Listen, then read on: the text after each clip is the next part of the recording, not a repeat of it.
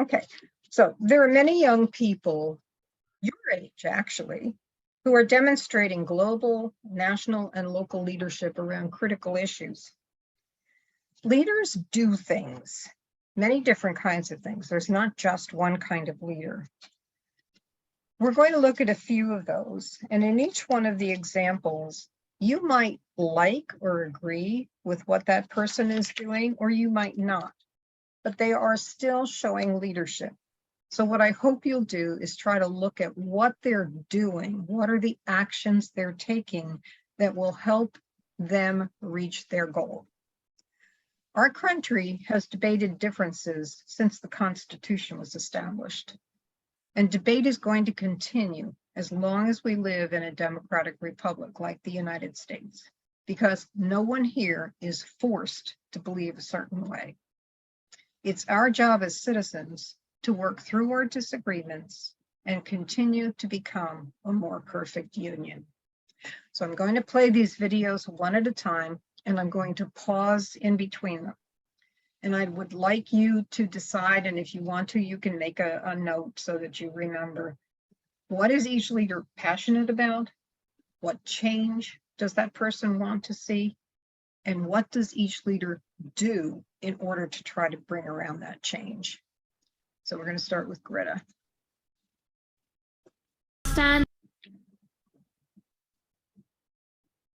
Okay, take just a moment. What's she passionate about? What change does she want to see? And what is she doing about it?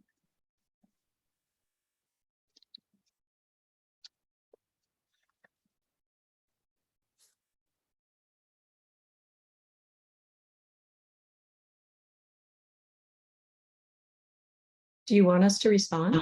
Or? Not yet, just keep it in mind. Got right. it. Okay. Let's go to the second one, David Hogg. President Trump acknowledged Wednesday that gun deaths are a public health emergency, but he sent mixed messages on background checks in recent days. Now, some survivors of the February 2018 shooting at Marjory Stoneman Douglas High School in Florida are introducing their own plan for sweeping gun control legislation. Our Paula Reed spoke with David Hogg, a survivor of the shooting and one of the founders of the March for Our Lives movement. She asked him about the group's proposal. What we're asking for is a gun licensing and registration system with annual licensing fees. What we're asking for is mental health services in our communities to address the 2/3 of gun deaths that are suicides in mainly rural and suburban areas that are never talked about when it comes to gun violence. And making sure that we're able to have a real conversation about making sure that the people that shouldn't have guns in the first place can't get them, and also reducing the overall demand and appeal for weapons and violence in the United States. Okay, again, take a minute. What's he passionate about? What does he want to see changed? And what is he doing about it?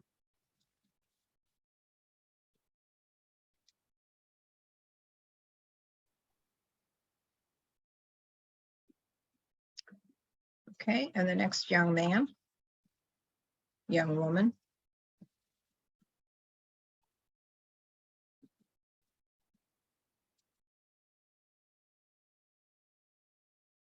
Maybe.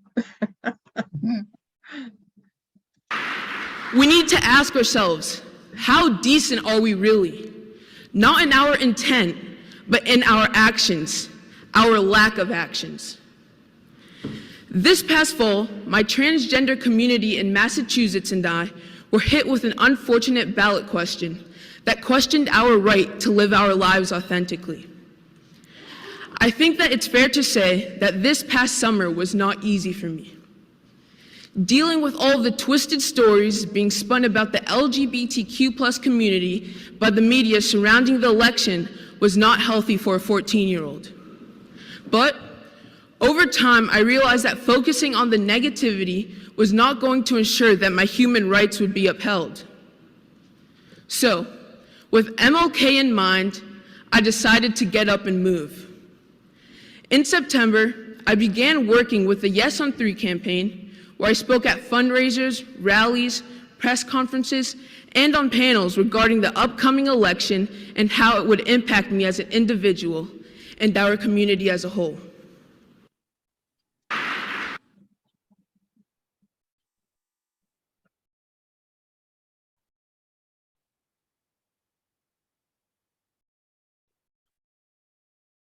And then the final one. I have 7, and it's quite sad that 7 masks isn't enough for the amount of names, so hopefully I'll get to the finals and you can see all of them. Me, I just want to spread awareness. Like, I'm aware that tennis is watched all over the world, and maybe that there's someone that doesn't know, Breonna Taylor's story. So maybe they'll like Google it after or something. And like, I feel like the more the people know this story, then the more, interesting or interested they'll become in it. I have 7.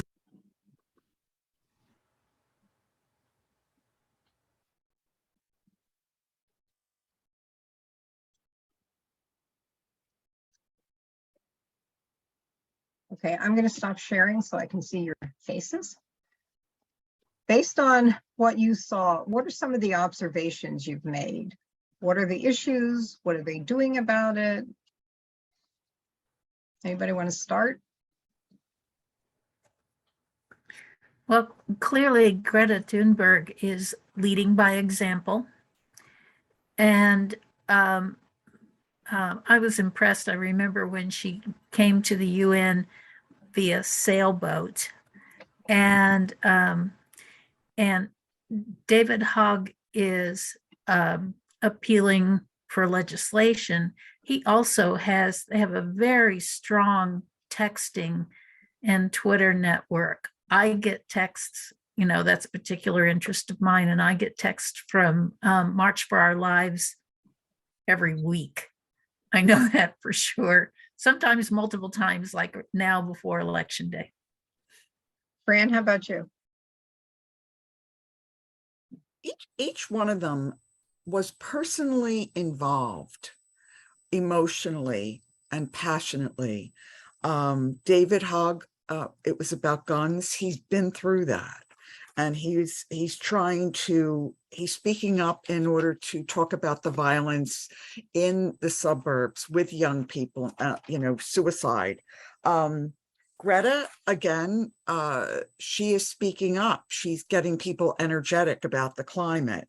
Ashton is, they are transgender. And again, that was a very personalized presentation to us, the listeners, and they're engaged with it personally, which really makes it effective as we sit here and listen. And Naomi knows that she has an outstanding platform to talk about others that have suffered and been killed or whatever. And so she expressed a sense of responsibility, but they were all personally and passionately engaged. So I especially appreciated that. Thanks. Sharon, how about you?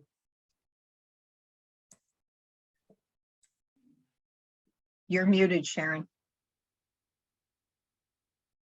Okay, one of the issues to me, it's an unspoken issue, but each one of those young people, I believe, are aware that grown-ups will not help them, will not do anything, because we have successfully ignored the problems that they're screaming about our entire adult lives. And that's why I think it's very important to get the young engaged, because they have to surpass us. So, but I think that's one of the things that these children don't say out loud, but kind of scream it silently, that I'm here because you won't be. It does. Greta will say so. Greta, what? Greta will say so. She will call out adults who don't respond, haven't responded, ignored everything. Yeah, she does. Sharon? Oh, and we do nothing. we make fun of her. So that's my point. that it's the young that are leading this because we are derisive of them and we ignore them. Sharon? Can you hear me? I'm using a new Yes. set of ear. Okay, good. So my comment is kind of an aside as we might be leaders of such a thing. One of the things that struck me is how impressive all of these young people you're using as examples are. Is that going to be frightening to the average high school student? Have you, or do you address that later on in the You are class? leading right into what the whole thing is about. I love you. I love you too. No, that's great. We do start out with this. And my next question was going to be, how do you think kids look at this? And Sharon's point is exactly the right thing. But these are what young people see as leaders. And so it can be really intimidating to them. And they can think, I can't do that. You know, how can I possibly make a change in the world? But I don't want to miss Barbara. Barbara, what was your comment? I was just going to say, although I find these all very appealing leaders, these were very, very left-leaning comments. And I don't know how this would play in Texas, in Nebraska. Even I'm on certain sites that I monitor, fresh-faced kids or fresh-faced schools or some of these crazy MAGA sites. And these would create havoc with these particular speakers. So you're absolutely right. And one of my questions has been, when that's brought up, is who can we get that will be representative of positions that are taken on what would be more right-leaning sides? Do you know of anybody? And if you do, if you would include, send them to me. Or not even just issues about leadership or voting or something not so controversial, but about having a voice or being civically engaged, because these were all very controversial subjects. You're and right. You can talk about civic responsibility without making it controversial. What I agree with you. I'm totally in agreement with you.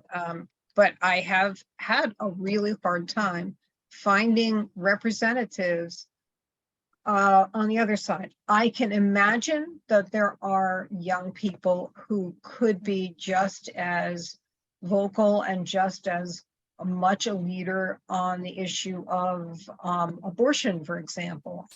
Yes. But I don't know them, and I haven't been able to find them. What I find is that it's the older people that are leading the crusades. So if any of you can come up with the name of a young person, I will search and I will try to find it, but I can't. And that's why and maybe I should make the point again between each one, that you may not agree with the position that this person is taking, but it is a position that a young person is taking, and they are showing leadership in that area.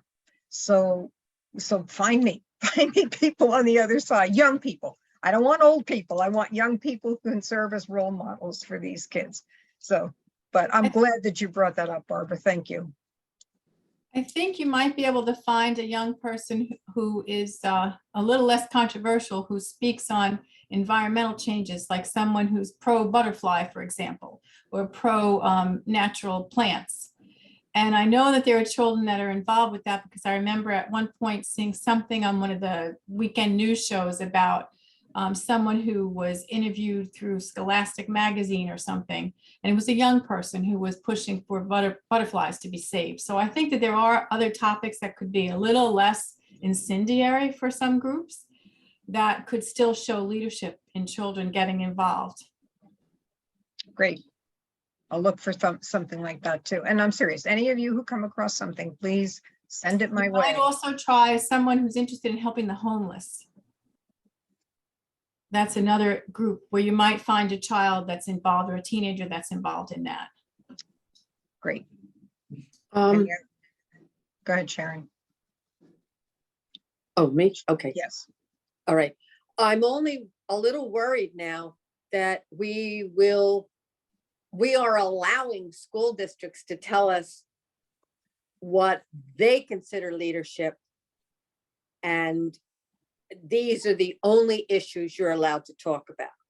I mean, you can't save the ocean, but a butterfly's cute. I'm just a little worried about that. I get your worry, but the purpose of this particular slide is to let young people know that there are other young people who are showing significant leadership. Leadership beyond what the normal kid could do. So the actual content of their issue is less important, at least to me, than the qualities that they have, that they're demonstrating as a leader. Okay, so that's the purpose of that slide. And that kind of leads into the next. So I'm going to share that and ask you to share some things with me. Would you please use the chat, and would you begin to type in the things that are really important to you personally? You can write as many as you want, but what's important to you?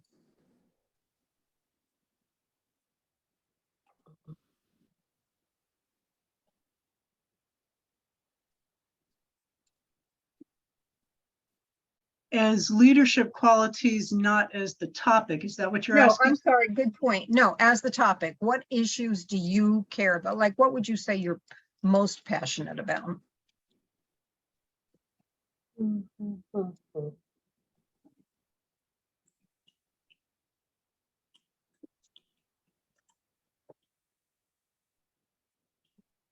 Okay, defending democracy is a good one. This would be mine.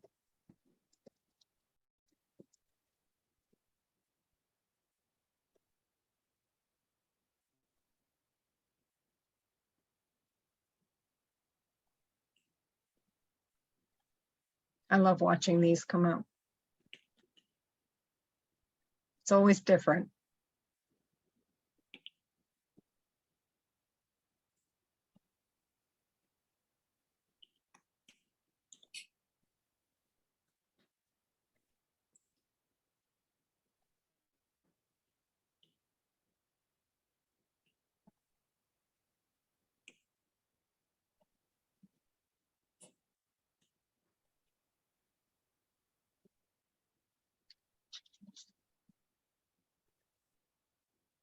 Okay, we could probably go on. When we ask kids, what normally comes up are things like jobs, understanding that we're in lower income areas for the most part. That makes sense. Racial justice, healthcare, the environment, immigration, education, war, and there are other things too. But those are the things that pretty much you will see consistently in the group. And then some of the other things that you've mentioned too. But ours are more adult, and these are more the things that kids come up with. With the kids, I will sometimes use the Jamboard. Is there a cause that you would march for? And let me see if we can get this to work this time.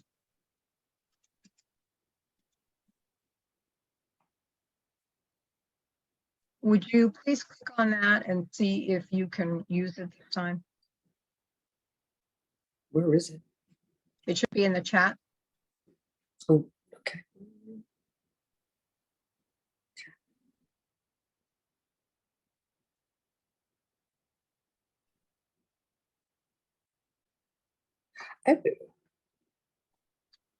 For me, it takes a long time to load. So when I clicked on it, it opened it up in another window and threw me out of Zoom. Well, it didn't completely throw me out, but I couldn't do both. I couldn't type into that and be part of Zoom. Well, your face might not show. How do you on type? Zoom, but No, I tried to type and it wouldn't let me. Some people are typing. I can't type. I'm not typing. Yeah, I can't type. You've got to click on the little sticky symbol. Yeah. It's the- Oh, gotcha. Yeah. Yeah. See here, Oh, Okay. I see, said the blind man. Thank you. click on that and you'll get a sticky note that will pop up. And then you can write on that what you are most interested in or most passionate about. And then you can get rid of that and you can move this around. You can make it larger.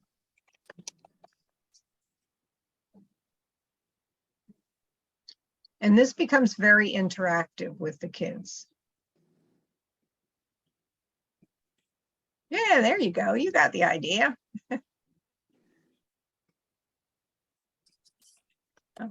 Yeah. Okay. So now, for those of you or whoever it was that said you think you're out of Zoom, look across the tabs at the top and see if there is the little Zoom icon. Yeah, am I still unmuted? Yes, you are. Yeah, okay, yeah, I see it, but it's showing me post attendee Zoom. This has happened to me in other situations. I just click on the Zoom icon at the bottom and it brings me back to you. Yes, But that's what I it did. might be confusing to a class if that happens to them. It might be, but they're probably more adept at it than I am. So if there is, I've usually got a teacher there who is more adept as well. So is the Jamboard's not part of Zoom, right? They have Correct. Whiteboard, but not Jamboard. So that's a totally correct. separate application? It is.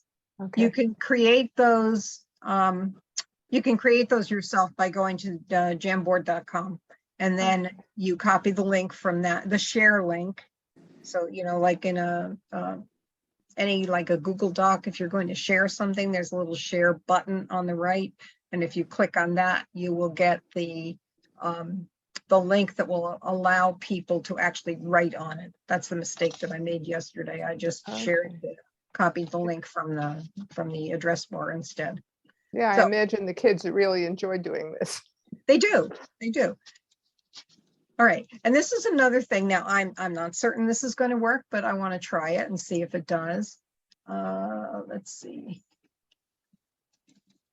Whoop, back again.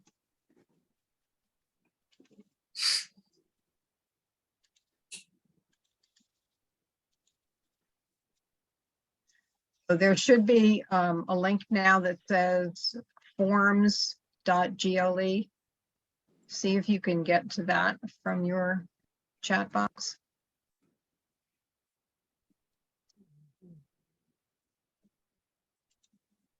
Oh, okie doke.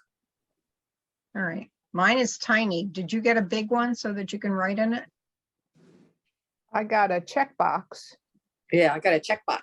Okay. That's what you should have. You should be able to. I don't know. Say, can leaders exist if no one follows them? And you can choose yes, no, or maybe. Huh, I don't know why mine isn't working. Submit. You know that Zoom has a built-in poll capability, right, Pat? I do, but we made this before that was possible on the individual form. So I haven't learned how to use that yet, but I probably should because the kids will be familiar with it. Where does it go? It says, mine says your response has been recorded. Where does it go? Okay, it goes into the Ethernet somewhere. And then when I look down at the bottom, there was a pencil. And when I click on that, I get to the page that says questions, responses, and settings. So if I click at responses, you can see what people think.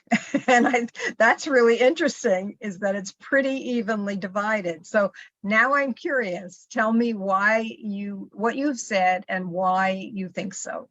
I'm gonna stop sharing. Because they do have people crying in the wilderness, and it takes a while for the rest of us to catch up with them. So you can lead alone, I would say.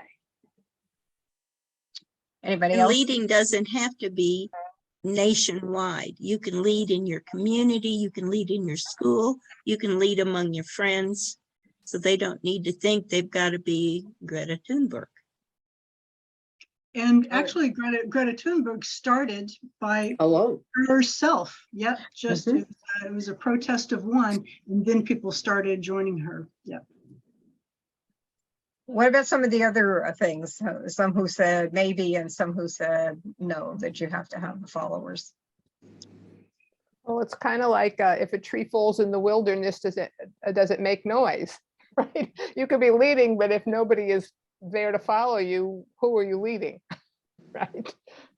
I marked maybe because there's such a thing as a thought leader, and that's how Greta Thunberg started out. And that's pretty much been the way that all movements start, is that somebody has to be the thought leader, and those are people to be admired for sure. They may not see results in their lifetime. Good point. Anybody else want to contribute? Okay, then let's go on. Okay, so at least everybody agrees that leaders are only part of the picture eventually, that you might start with the idea and be able to build on that. But there are other things that are needed. And in most cases, leaders need supporters of some kind. And you can be either. You can be a leader or you can be a supporter. So let's get into some of the practical stuff. When citizens... Question? Yes. Go What ahead. about, okay, you can be a leader and you can be a supporter, but sometimes leaders need the people who make fun of them. Greta could have just remained in Sweden had it not been for Fox News. That's an interesting thought. Okay. I'm going to have to ponder that one for a while. So on this particular slide, when citizens care about an issue, how can they get involved in making a change? Well, some of them do something as big as those leaders that we saw and lead or develop some kind of a protest movement. And other people may just simply watch them on the news and then talk about it, talk around their own dining room table or with their friends. But there are lots of other things that people can do in between them, including, and most importantly, voting, but that's me. So let's try another, whoops, I have to give you the link for that. And in the chat.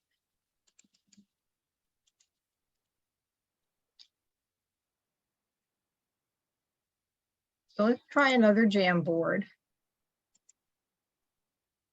And add to this, when citizens care about an issue, what can they do besides going as far as leading a protest and doing as little as just talking about it? Grab yourself a sticky note and add to that Jamboard. Okay, you can.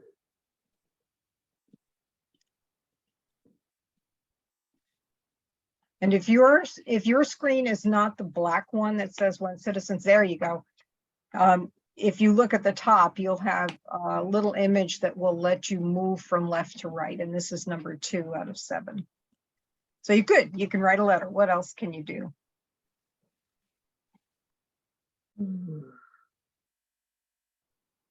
Okay, you want to expand that by pulling on the corner and making it larger.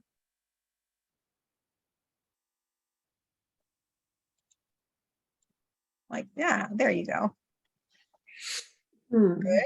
Canvassing. Contacting your legislators. Educating your friends. I love it. Start a petition.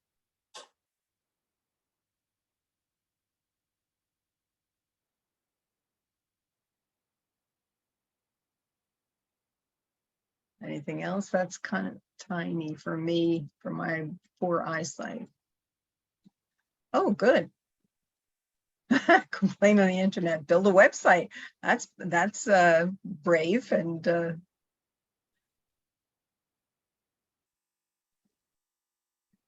Lots of social media stuff. That's good.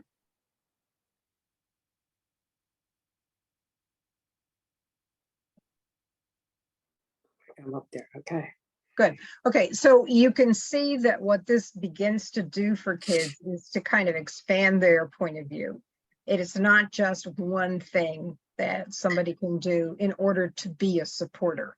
You can do these things, and every one of them has some kind of an effect. They may not all be the kind of effect that one of those leaders has, but each individual piece can help move us towards that more perfect union that we hope to achieve. So you have an issue and you want to make a difference.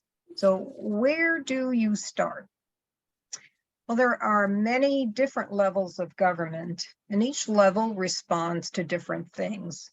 So depending on what you want to do, you need to pick the right level to make that happen, because some issues are dealt with on many different levels at the same time, but some are really specific to one. So let's look at the environment, for example. On a national level, laws can be passed, and those laws can govern pollution, for example, by large interstate corporations, or financial subsidies can be given to certain companies to help provide energy resources. On the state level, laws can be passed again, and they might do things like create state parks or protect beaches within the state. On a county level, if you're still thinking about the environment, maybe you can get recycling cans or increase the number of recycling cans, like on a county college or in a park or something like that. On the municipal level, and sometimes we need to describe what or explain what that means, and I usually ask, but on the municipal level, plastic bags might be banned in businesses. Now, for those of you who are not in New Jersey, we now can't use plastic bags anywhere, which is fine with me, but some people are complaining about it. But that would have been done instead on the state level. So that's the kind of thing where you can see there are multiple levels where you might approach something. And even in a school district, there are things that relate to the environment that can make a difference. There were campaigns, or there have been campaigns to change, either to eliminate plastic straws altogether and have no straws, or to provide paper straws instead of plastic so that they don't clog up the solid waste. So you need to decide where your change is most likely to happen. And then you need to find out who is responsible for that. So again, we have a Jamboard, and I'm going to put the copy in the chat. Didn't put this. Except there is my chat.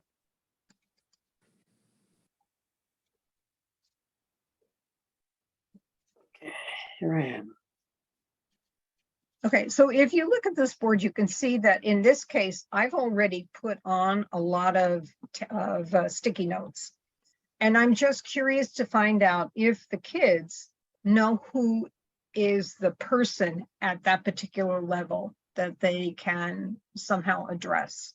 So what I encourage them to do is to edit something that's on here.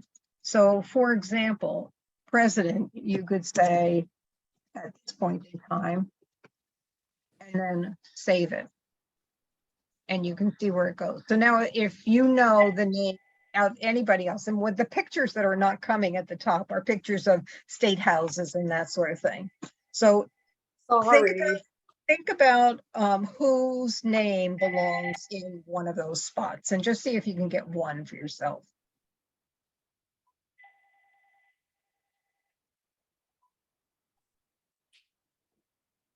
All right, you can double click on it and you should be able to edit it.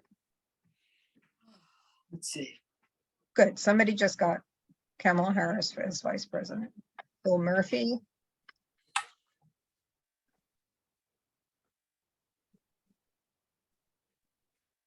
We'll leave the rest of the stickies up to the New Jersey gang. Chicken. Who's anonymous chicken? Okay, but you can see, I mean, it's kind of fun when you're playing around with, oh, look at that. My pictures are finally coming through. You can actually see Asbury Park there. Good. Okay. So it's interesting because they'll usually know the president and probably the vice president. Some of them will know the governor's name, but after that, they pretty much don't know who's in those positions. So the point that we're going to make with them is that those people all have jobs, and you can find out more about them and what their jobs are. And then you can make the decision about who you should be addressing when you want to make a change. The other thing that I try to do is normally I try to steer them towards the more local organizations, political organizations like the school board or like the city council, because those are things they can actually do. The only thing that they're probably going to be able to do at the state or the national level is write a letter or make a phone call. But I want them to understand that they can actually go to a school board meeting and they can actually talk to the school board, even as a young person. And if they want to make a change in something in their school or in something in their town, they have the right to go and speak their piece. So, and it's kind of like surprising to most of them that they could really do that. Whoops. All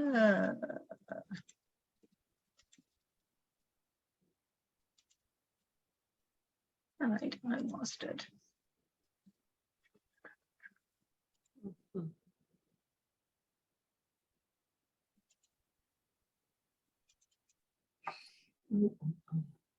Oops, wrong one.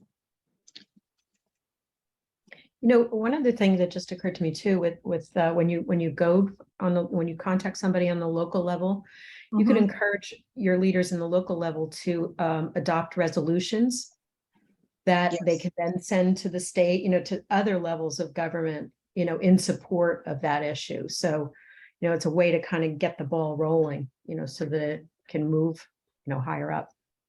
Right. Right. Can I ask? Go ahead. Okay, if we went back a little bit to the sticky notes just for a minute, because we're nonpartisan and everything, I know we have the members and everything, but if somebody said, well, the NAACP or the ACLU, is that too political?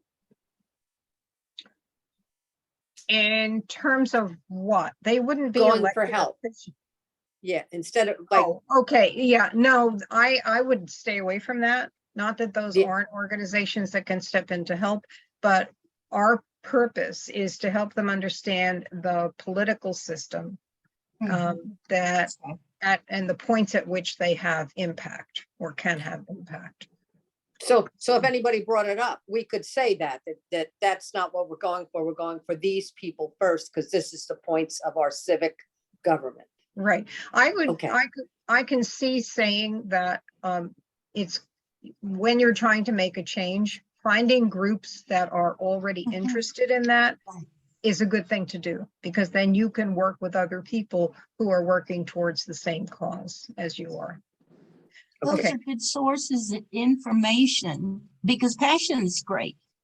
But if kids are going to speak up, they've got to get their facts together. And so maybe those would be a resource for a kid to make points with government at different levels. They could find talking points or more information even on the history of an issue by going to those groups. They could, you're right. Okay, what we're moving towards and what I'm going to give you now is very information dense. And this is one of the things that was removed from the slideshow for the middle school. But I want you to know that it's available to you and to your students. So if you want to find out who your federal and state and county legislators are, you can actually go to Common Cause, and I'm going to put the link in the box again so that you can do this for yourself. And you can put in you don't want to join the movement. You just want to skip to find your legislators. So that's down at the bottom. All right, so put in your full address for yourself. I'm putting mine in case you can't get to it.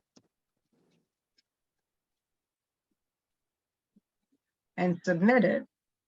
And what comes up is each of your representatives at the federal level, at the state level, and at the county level.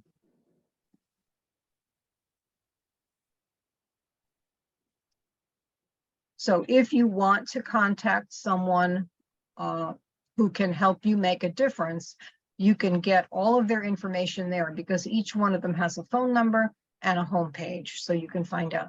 Vote 411 has some, but not everyone has responded to all of the inquiries that they've got. So Common Cause is one of the ways that you can get that information for yourself. And it's Common Cause, I think it's .com. If you want to find out what some of your legislators believe in, you can go to Instagram or their Facebook page. You can also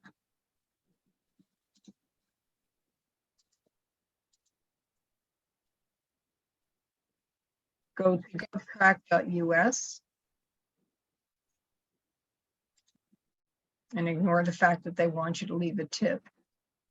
But again, you can put in your address and you can write in the issue that you care about, and then you are able to find anything. Let's see, mine is education. And so I can track legislation that on the national level that is up for consideration. Now you can access these slideshows, so you don't need to worry about copying down links or anything like that. You can get them right here. The other thing that is available to you is a website called A Starting Point.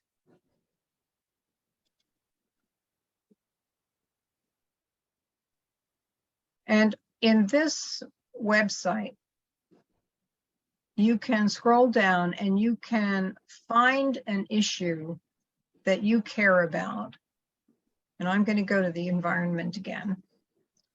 And when you click on that, what you'll see are people on each side of the aisle who have taken a position on this issue and have made a 1 to 2 minute video clip about it.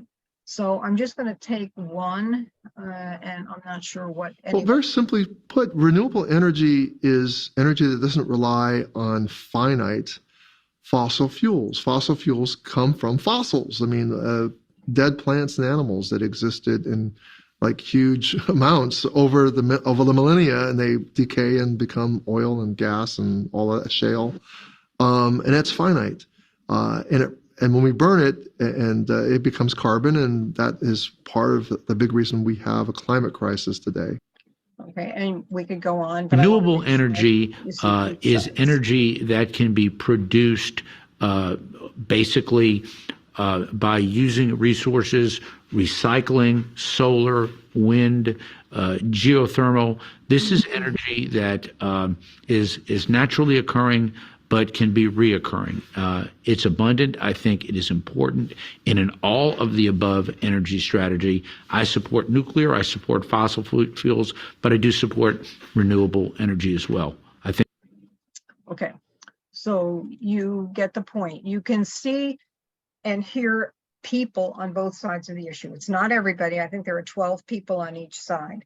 But one of the points that we make to the kids here is that if they want to make a change, they should really understand all positions, because without knowing that, they're not going to be able to really focus in on theirs, know exactly what they want to do and what the arguments against it are going to be, so that they can also get information to try to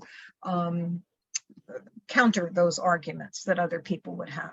So those 3 links, I think, are pretty valuable. We also move on to the local level. Who decides what works on your local level. So let's find out who your local officials are. And what you can do that is by going to your local town level and checking on their websites. Now, I think I didn't check these out ahead of time, but I think I set these up for myself so that when I click on the website, I get the Neptune Township Municipal Council and I get the Neptune Township Board of Education websites. That's immaterial. What you want the kids to understand is that they can find out who is making the decisions on the local level too. They can get names and they can get phone numbers and they can get email addresses so that they know who to contact and how to contact that person. You can point out if you use one of the websites like your own town that there is a calendar on the website that tells when Board of Education meetings are and when town council meetings are. And they can go to those meetings. They can go in person if their meetings are being held in person, or they can watch them on Zoom because most of them nowadays are also accessible that way. And if they can't attend either way, they can always go back and find the recording, or they can read the minutes. So they know what the positions of people in those elected offices are holding.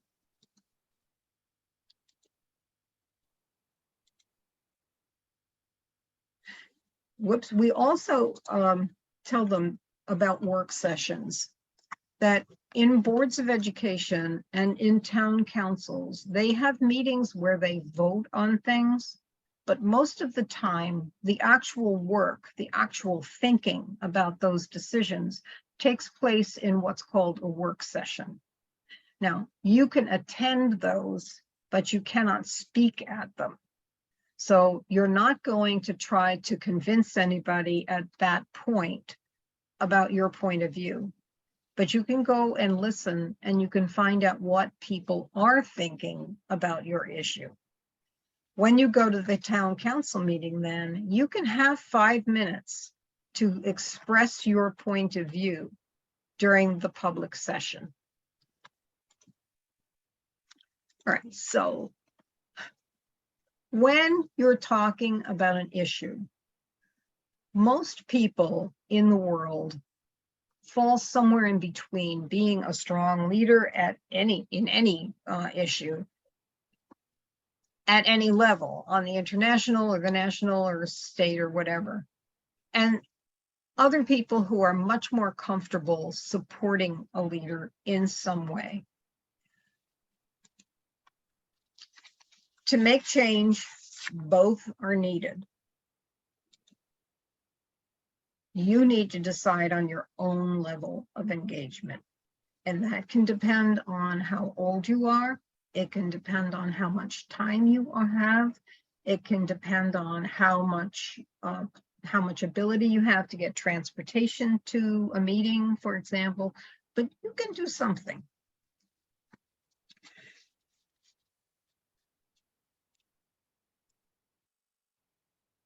In some cases, there are people who get pretty overwhelmed by the state of the world today.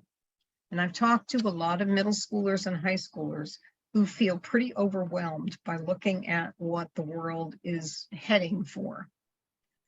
But there's something that's really important to keep in mind. Now, let me tell you a story or two. And I'm going to read these to you.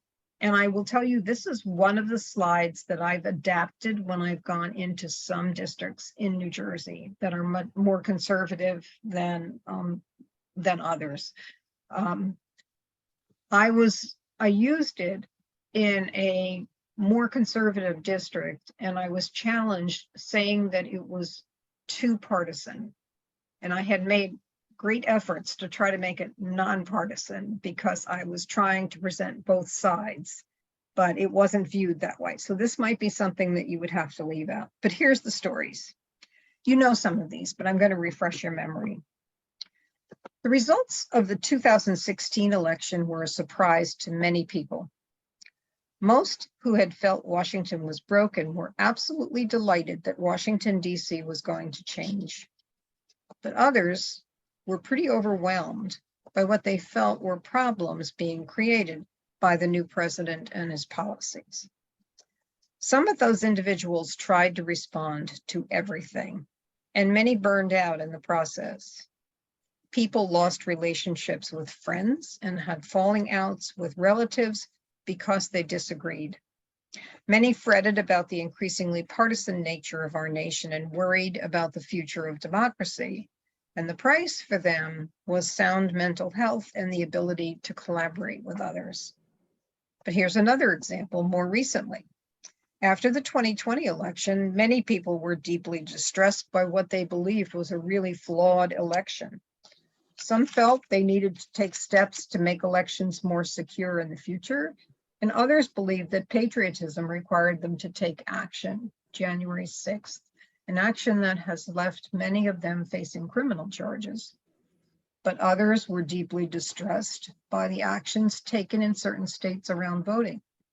They believed the actions were an attack on voter rights, a return to voter suppression policies before the Civil Rights Act of 1965. Some of them are taking nonviolent actions known collectively as civil disobedience, something that was common during the 60s as people fought for civil rights and as people demonstrated against the Vietnam War. Those people also are willingly facing arrest in order to make their point clear to the public. They put themselves, all of them put themselves into enormously stressful situations, even for a cause they felt was worth it. But it could have had consequences for their mental health. Okay, so I'm going to stop sharing because I want your reactions to that.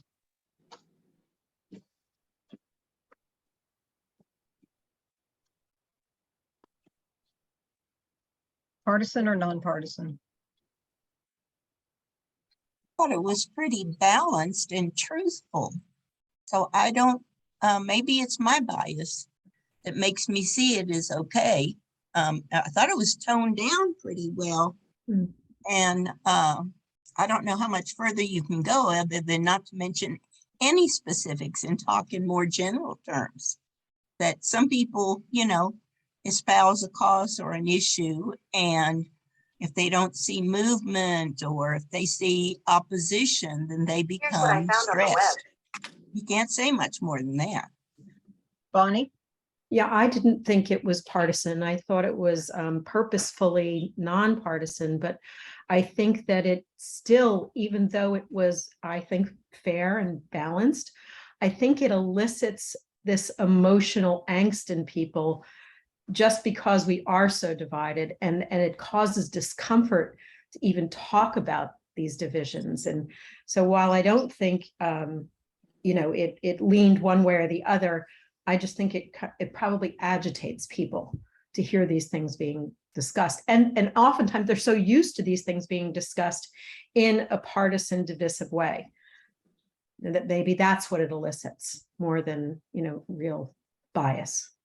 Yeah, my concern is that it brings up some very negative feelings both ways. And because of that, you know, a lot of adolescents and children have really suffered with mental health issues during COVID because of all the separation and wearing masks and, you know, being separated from their friends. I think it might be a little disturbing at this point for a group of children. Any other thoughts? Well, Sharon? Go ahead. Oh, I was just going to say that I think children are a little stronger than we give them credit for. I mean, we have raised generations of children that have active shooter drills in their schools. So I honestly believe that they can handle difficult subjects. I don't know, just looking at my niece's group of friends from her high school class, I know that they had one suicide in the past year, that a number of her friends are on antidepressants and medications, and another group of them have serious food issues. So I think it's really a problem in the schools right now. So I think you could be opening a can of worms if it makes too much of a negative impact on the group. I'm not sure that if you're going in to talk about how the government works, you want to also have to deal with the kinds of feelings that might be brought up in a group like that. Thank you. We cut you off before, so I'm going to go to you first. If you'd like to say something, then Sharon and Jean. Yes, I agree that it made me feel most of the big words that are showing up: stress, anxiety, upset, headache, nervous, angst. I wonder if there's a way to pose these as primarily civic approaches to issues rather than political approaches to issues. Can you give me an example? Oh, I don't know. For example,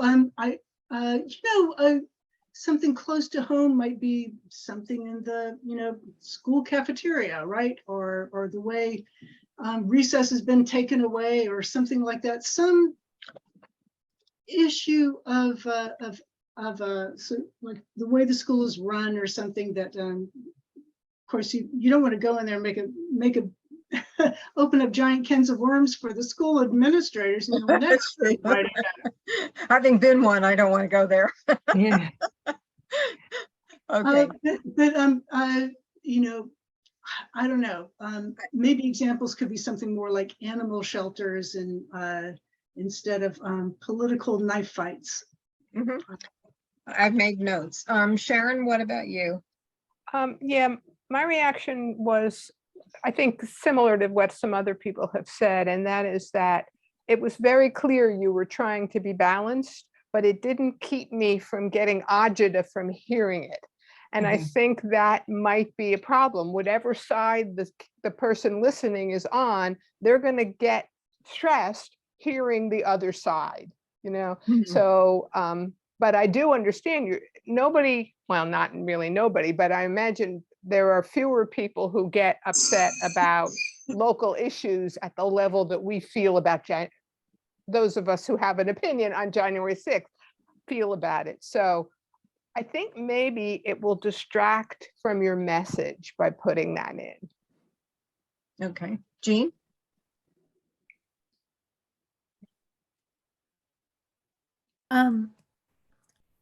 My natural tendency is to, rather than telling a story first, is to just simply introduce a topic and ask them what they think. What do they think about, have they heard any instances of division in our country? Kind of a gimme question.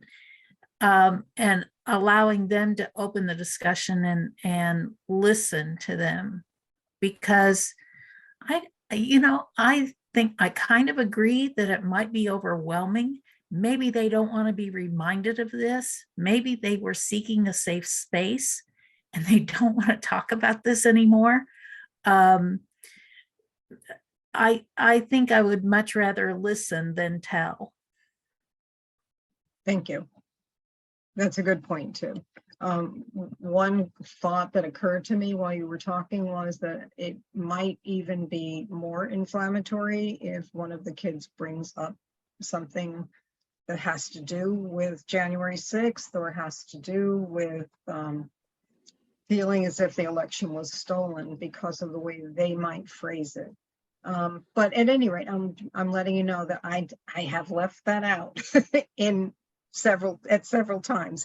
And that's what I meant in the beginning when I said you have to decide for yourself what's going to work. And it's more important to get something across than nothing across. Jan. I'm a social worker, so I kind of have a different way maybe of looking at things. And I think the issue is almost unavoidable. I think to acknowledge that there are a lot of things going on, and the more you hear from adults or media or whatever, it does produce stress. Sometimes that can be a motivator. Sometimes you become activated by strong feelings that come from these issues, and that's normal. But you also should be aware that sometimes the amount of impact it has and the response that you have that we call stress needs attention and needs to be cared for. But sometimes it can be what spurs you to take action, and sometimes that's the thing that takes some of the pressure off. You feel I've just got to do something about this, so you can connect your passion to action, and sometimes that helps. Kate? I was gonna appreciate how you presented the issue, because we're in a very divided school system, and the impetus for us taking on this program is to help develop the space for our young leaders to be able to talk about it, because we are crushed with leaders who refuse to acknowledge or address this issue or any of the issues in our community. So having a really thoughtful approach of how to take this issue on is wonderful, and I think very important for our group. And I hope people find a way to try to talk about those issues and make space so that young leaders and students are supported and have an area to ask those questions and develop this critical thinking. Thank you. Right, I'm going to take Sharon and Bonnie, and then I'm going to show you what the next slide is and see if that makes any difference in how you feel about it. Sharon? I'm just wondering if you cannot address here, all right? A lot of times the stress the child is feeling is because of the differences in the house, in the family over, you know, January 6th or some politics. I know in my family, I don't speak of some things because it would end relationships. And that is a stress that you always carry, and the children may have it too. They may be afraid to even discuss it with their parents if they're on a different side. So I know we're all concerned about what happens, how much stress the child has in school, but we also have to acknowledge the stress the kid has at the dinner table. Thanks, Sharon. Bonnie? So I had two thoughts. One was, I think we have to consider our audience, because not one, you know, one size doesn't fit all. I mean, my students are college age students. If I were to talk about lighter issues, I don't think they would find it authentic. I think that these are issues that they are addressing, not just in my class, but in other classes as well. And I think one of the benefits of what you've presented is that we can actually give them language for discussing the divisions without making it hateful. You know, you're acknowledging reality, and they see it all the time. But I think that what we're offering them is a way to have these conversations respectfully, you know, without making people wrong, but just saying, you know, people are stressed, and people are stressed on both sides of the issues. And I think it's important for people, even when, you know, I certainly am one side of the issue, but it's important for me to understand how other people see the world, because I can't always understand it. So I need to hear. I need to hear it. I need to hear it firsthand. So I think given your audience, it might be worthwhile to present it this way. Okay. Obviously, I would not have this discussion with kids in the classroom. I was really looking for your insight into what we were doing, but what you've shared with me is really, really valuable to me. I'm going to show you the next slide now and see just in your own mind if that makes any difference in your point of view. And I'm not going to ask you, you can just answer it for yourself. Okay, so we've told the story, but that doesn't mean that we should avoid things that cause us stress. It does mean that we need to stay aware of our own needs and our own feelings, and we need to be realistic about what we can and what we can't do something about. Think back to the young leaders in those early video clips. How effective do you think Greta would have been if she tried to address climate change and guns and Black Lives Matter and LGBTQ plus issues. Do you think Greta or David Hogg or Ashton Moda or Naomi have faced frustration and anger and other emotions that tested their well-being? Do you also think that they experienced positive emotions like satisfaction and excitement and a feeling of power? Naomi Osaka took time off from her tennis career because she found it really hard to handle the pressure that she faced. Greta faced many personal struggles. She first heard about climate change in 2011 when she was 8 years old, and she couldn't understand why nobody was doing anything about it. And the situation made her depressed, and as a result, at the age of 11, she stopped talking and eating and lost a huge amount of weight.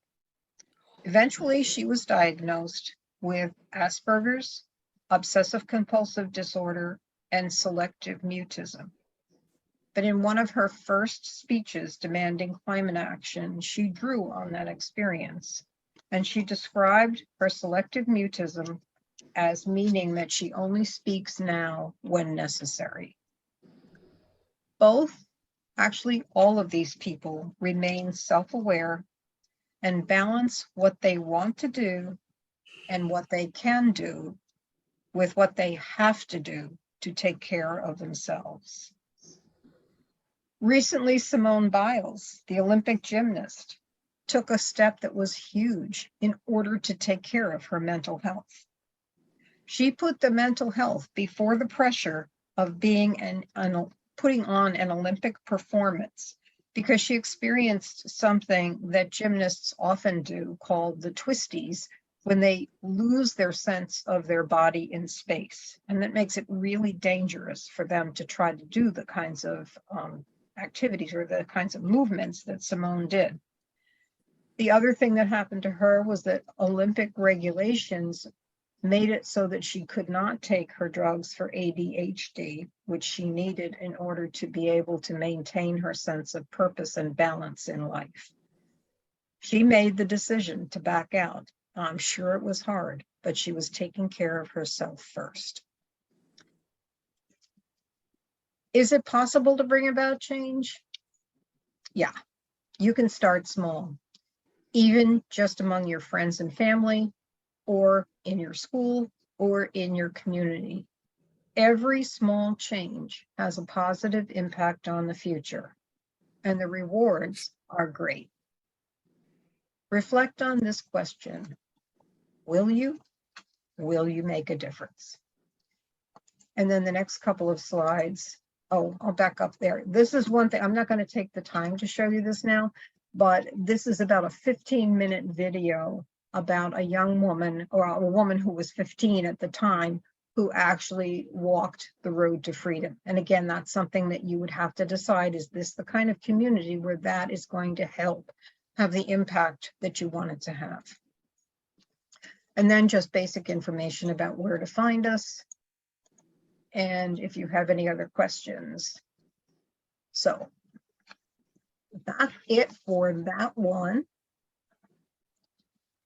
Do you need a deep breath before we go on to the second part, which is I am the change, and how do I make that change, or do you want to jump right in?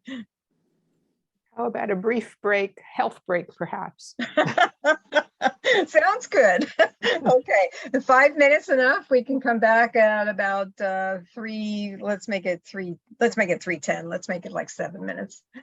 See you in 10. See you at 3:10.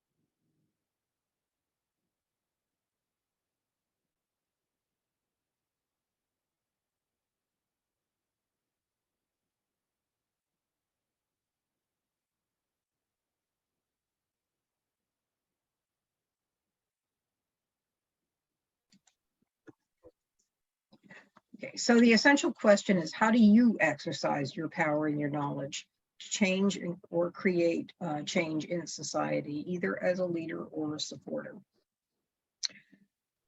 Civic action, the definition of that is all of the things that people do to defend democracy and to bring about change.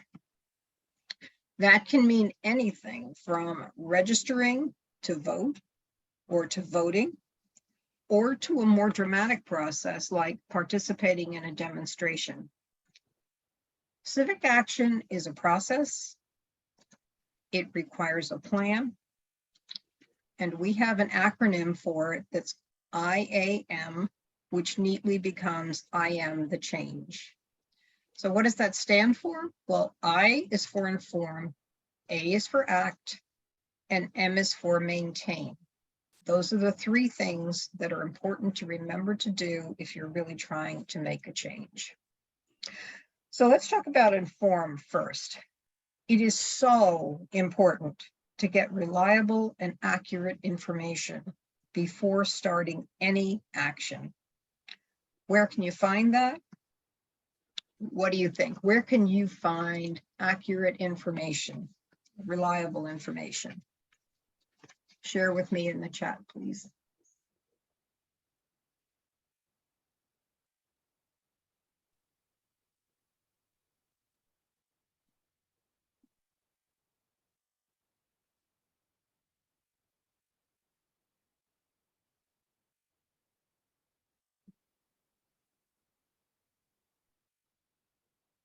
Where can you find accurate information about that?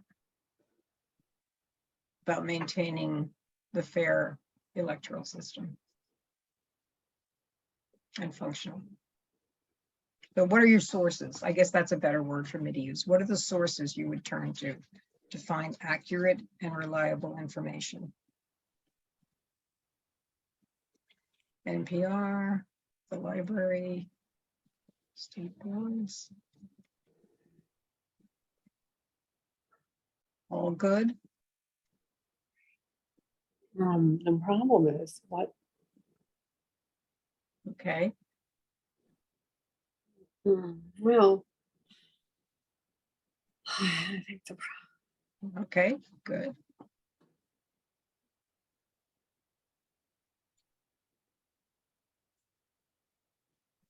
Okay, those are all good.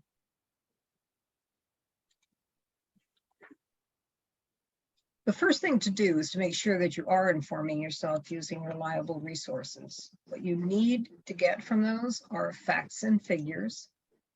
You need to be able to state the problem as clearly as you possibly can so that somebody else knows exactly what's inside your mind, that nobody can be a mind reader. And you need to learn as much as possible about a solution that you think is best. And you need to gather evidence that can help you support the fact that that is the best thing. And what's really important is to make the change you want to see something observable. Because when you can state it as an observable objective, then you can tell whether or not you've achieved it. And then once you know all those things, either find others that are working on the same issue or inform others about your issue and try to get them to jump on board. Now, here is something that we have learned is one of the most reliable compilations of news sources. And I'm going to switch from here, which is the static print version and is free. You can get it by going to adfontestmedia.com. It's free if you want a licensed version of it, which is interactive and you can use it, over and over again, putting in more and more questions and searches and that sort of thing. But I'm going to go from here to the asynchronous version. This is, I spoke early about, there is a developer who is really interested in the work that we're doing and created this as a model version of what we might be able to do if we decide to make some of our programs asynchronous, meaning that the students can pick it up and use it on their own under the guidance of a teacher, or completely on their own and get some kind of a credit for it at the end. So I'm going to play the welcome, and then I'm going to jump to the part where it says, where can you find the information? Welcome to this digital learning experience presented by League of Women Voters, energizing young voters. This course is called Fighting for Change. This second module is I Am the Change. Navigating the module is easy. Okay, so this is where we're picking So, up. where can you find reliable and accurate information? The answer, unfortunately, isn't always so clear. The media bias chart was designed to navigate the maze of inaccuracy and misinformation. This chart shows two basic differences in the way media represent what is happening in the world. It shows how reliable and how biased or unbiased the information is. Note that reliability, accuracy is shown on the vertical axis with the most reliable sources at the top and the least reliable at the bottom. Media bias is shown on the horizontal axis from left-leaning, centrist, and right-leaning sources.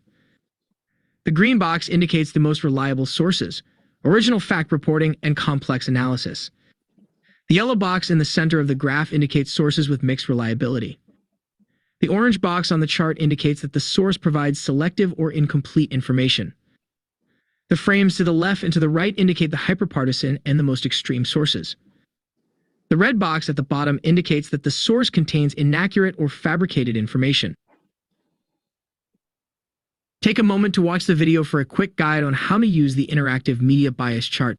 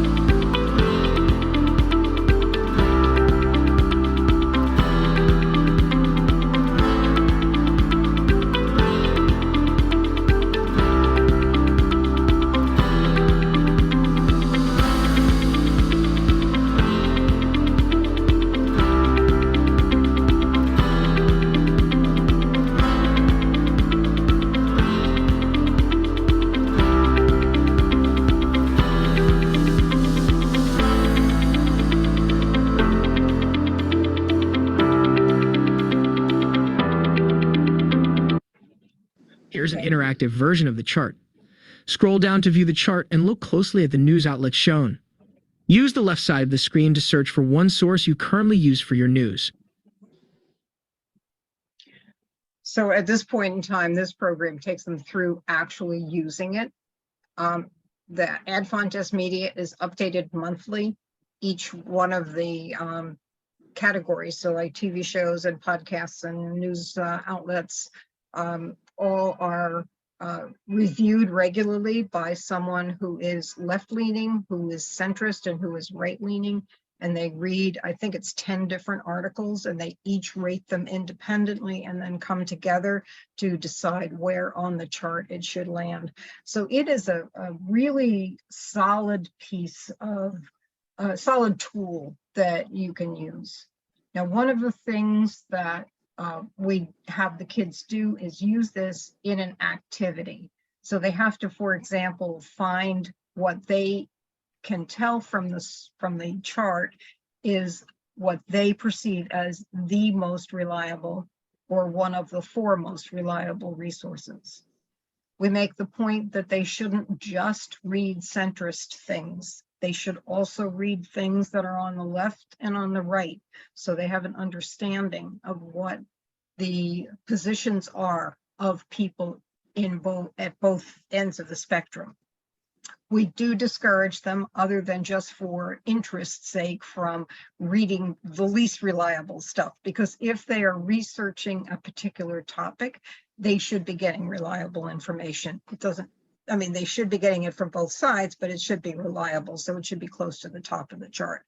So this interactive asynchronous model can be used, like I said, independently by students or under a teacher's supervision. So I'm going to go back to the slideshow now. Can you put the link to that in the chat? I couldn't see where you got it from. Sure.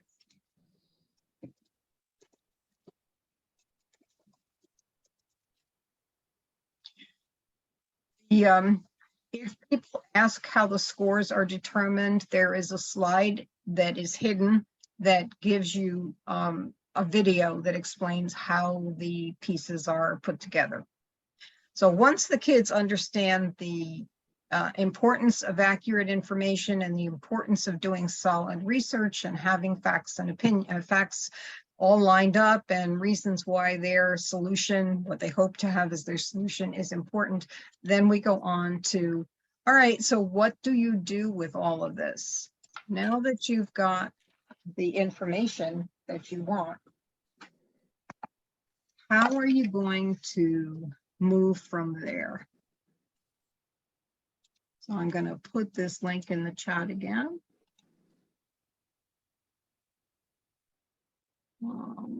Where's my chat? Come on.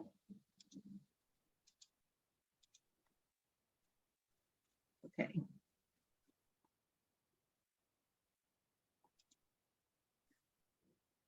You should be joining me at this chart or this slide.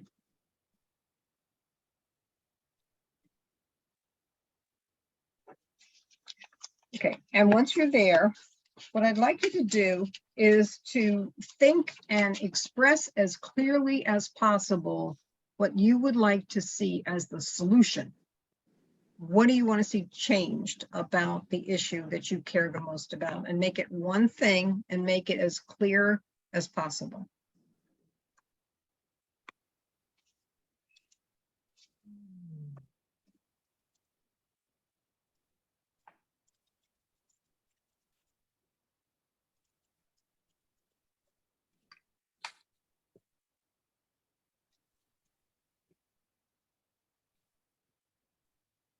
That's fine.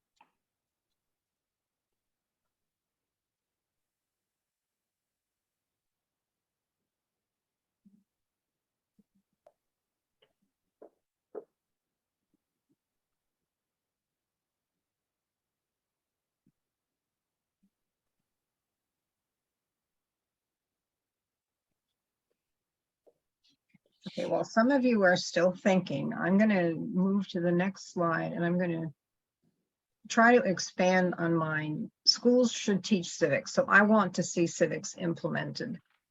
But that's not specific enough because I need to be much more clear on the why. I need to be much more targeted, and I needed to be much more observable than just it's implemented. And I'll give you an example. We have a middle school requirement for civics education that is just this year going to be implemented. I think I told you that yesterday.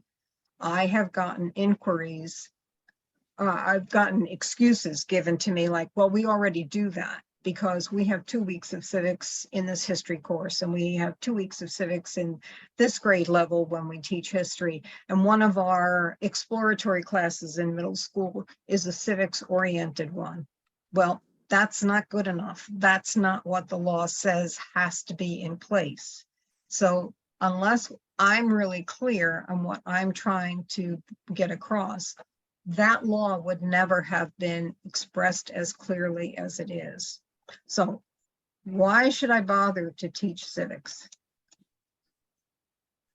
My reason is because as citizens, we need to know how to be engaged in our democracy, how to make voting decisions, and how to take action to make our voices heard.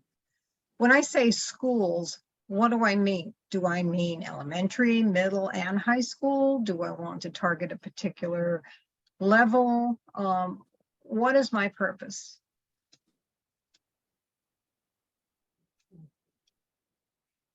What I want to see happen now is that I want to have a course in civics and civic engagement in the year preceding when students are eligible to drop out of school. So it has to be before they turn 16.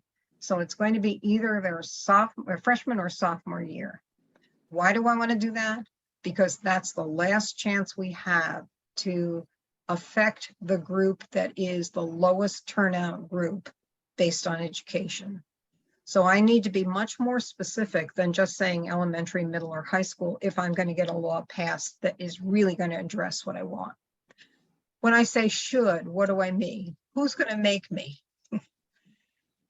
In this case, the Department of Education can mandate courses and create state standards that must be met for graduation. So I could ask for that in my bill or in when I try to compose a bill.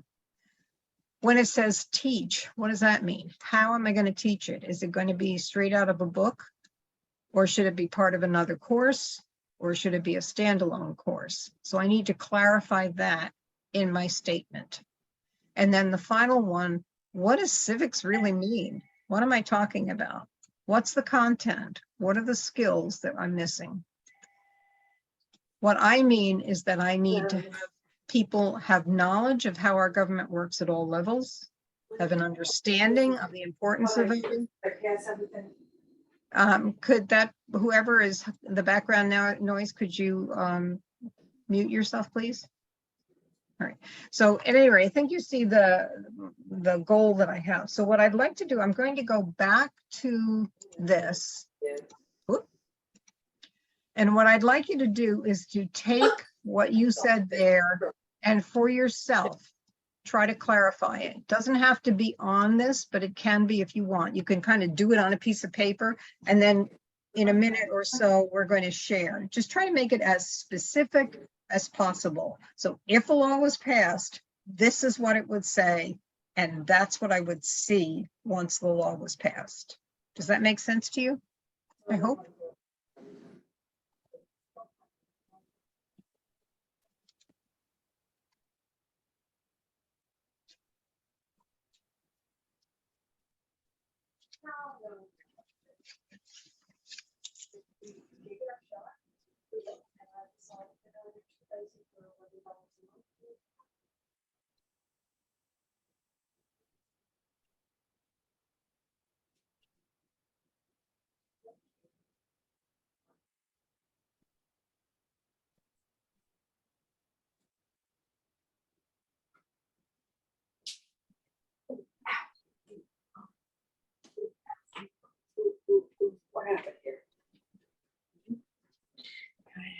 Okay, let's go. Okay. Okay.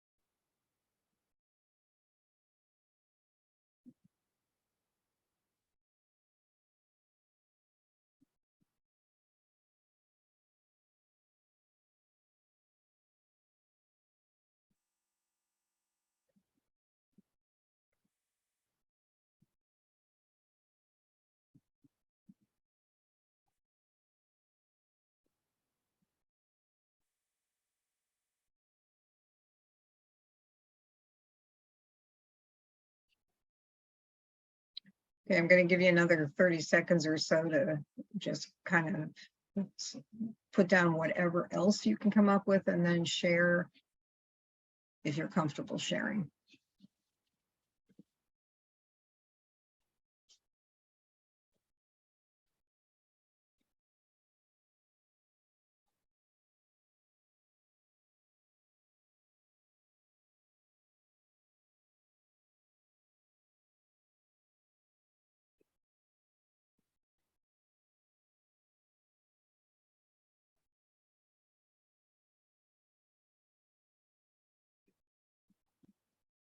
Okay.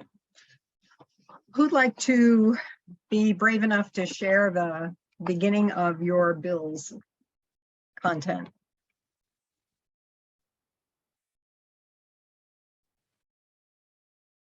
Jan? Can we see that again?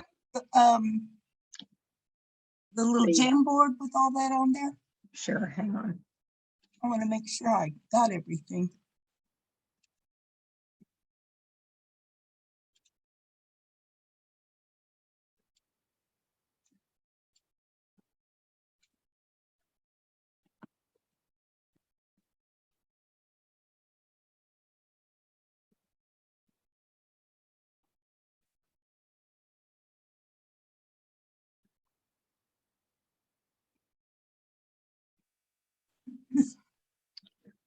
Does that help? Yeah. Okay. So what I said, I took the word ensure, because I already said who, and that was states. Ensure, and what I meant by that was to remove any barriers of access in distance, quality, cost, and professional staffing or appropriate staffing. And the reason to do it, or the outcome would be the impact to reduce mother and child mortality rate, to reduce the loss of workers and productivity on females in the workforce, and cost to the state, for example, when situations aren't addressed easily. I didn't get through writing that part. When, you know, you can, you did a good job. Intervene when you're talking about a blister rather than wait until you're talking about gangrene. Okay, much more specific. So you have an idea of what you want to actually see when this is made into law. And that's great. Anybody else struggle through it and come up with something that they feel is more specific that will help them, help a legislator craft a bill? Bonnie?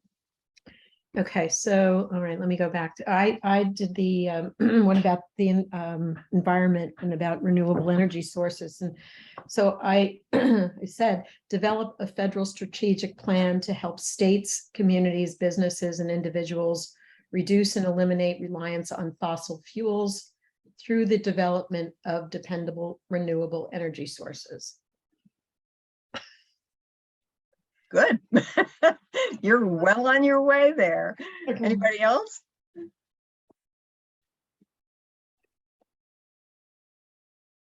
Okay, I'm going to move on then, so that you can see what by the way, the kids would never be as sophisticated as you are, but I'm sure that you know that. They do get more specific, and they do get to the point where it's something they could see, but it's never as comprehensive as what you've come up with. And do you think that it would be helpful for them to think of it in terms of who, what, when, where, and why? Yes. Who's going to do it? What are they going to do? And so on. Yes. Good point. Very good point. Okay, so this goes back to the images that we had before, and it's just helping them identify where it can take, where their action can be addressed depending on what they're asking for. So when we get to the point where we're talking about acting, consider what you really want to accomplish. What will success look like? And then decide on the appropriate action. So you have framed your statement. You know what you need to say. You know the person you need to say it to, or the level of government that you need to talk to. So how will you have the best chance for success? Well, here's a student who has told us or talked to us about it.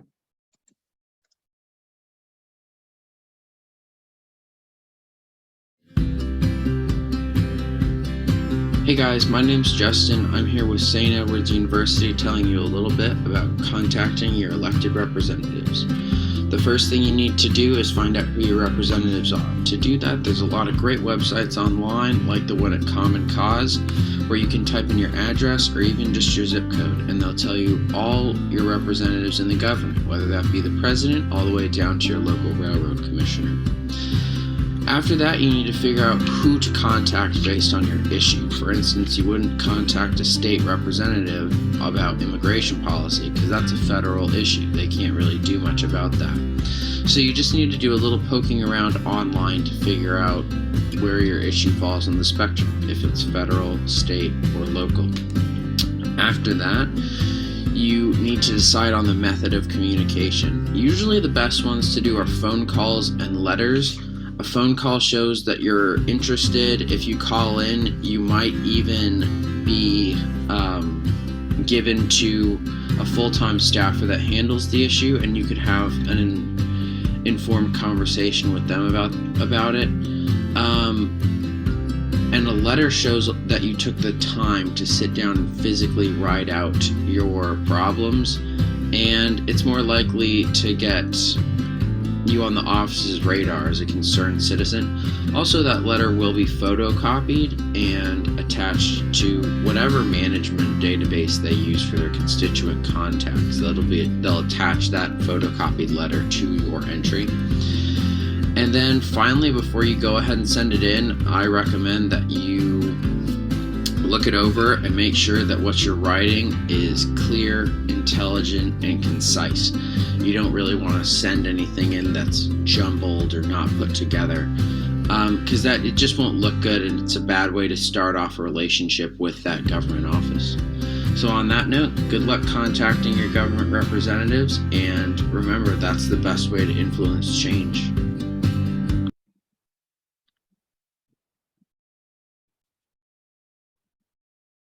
Okay, so that is the prompt for the next thing, which is an activity that we're actually going to skip in the interest of time.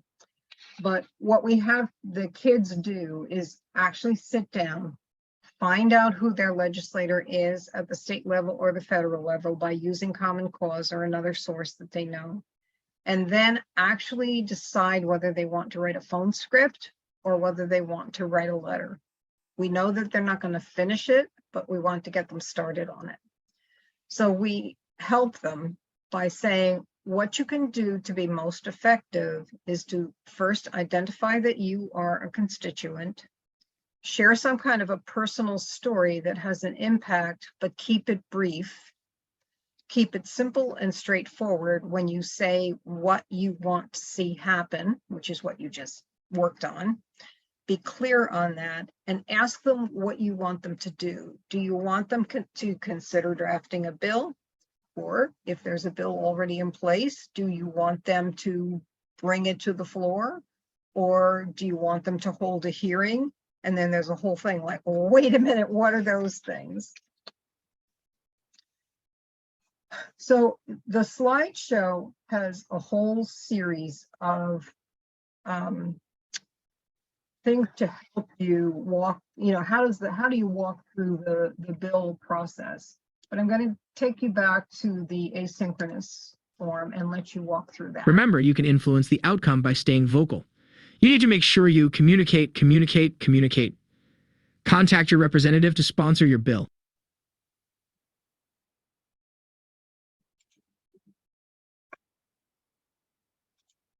Your legislator will research the issue and come back with an answer.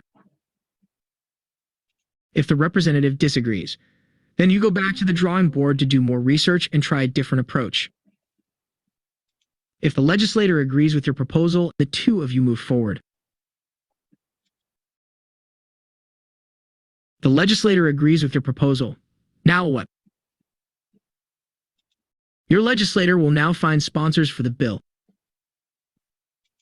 A committee is assigned to your bill and it goes up for debate.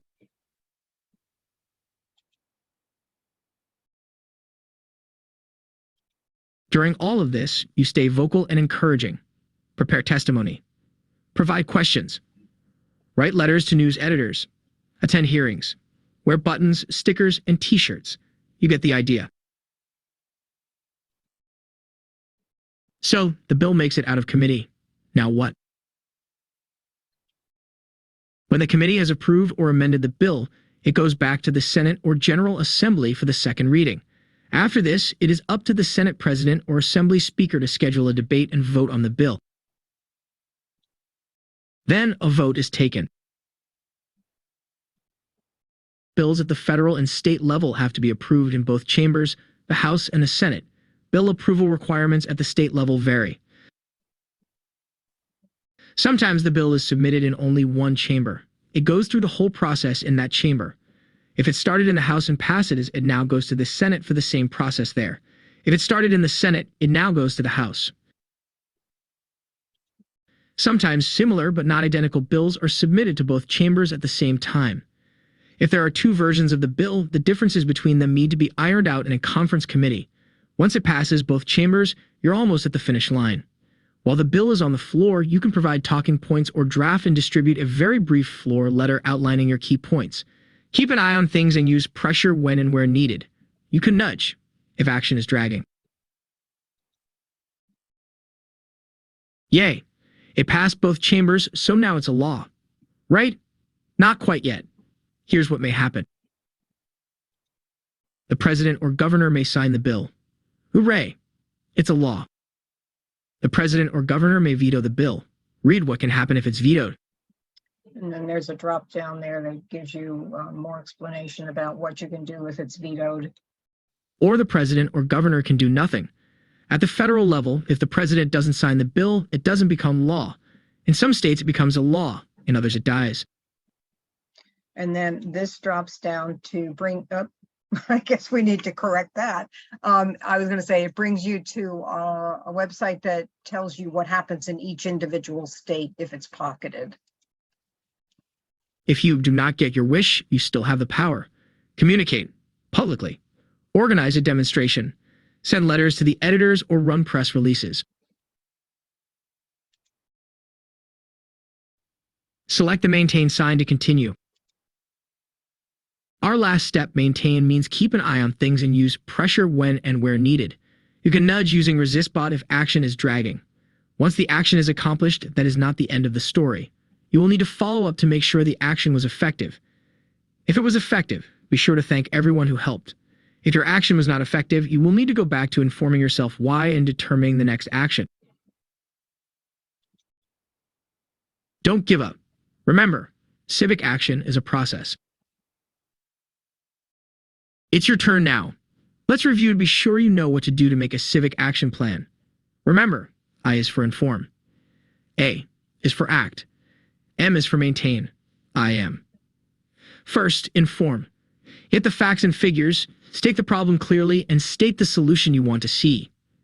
Next, act. Determine what and how you need to say and who needs to hear it.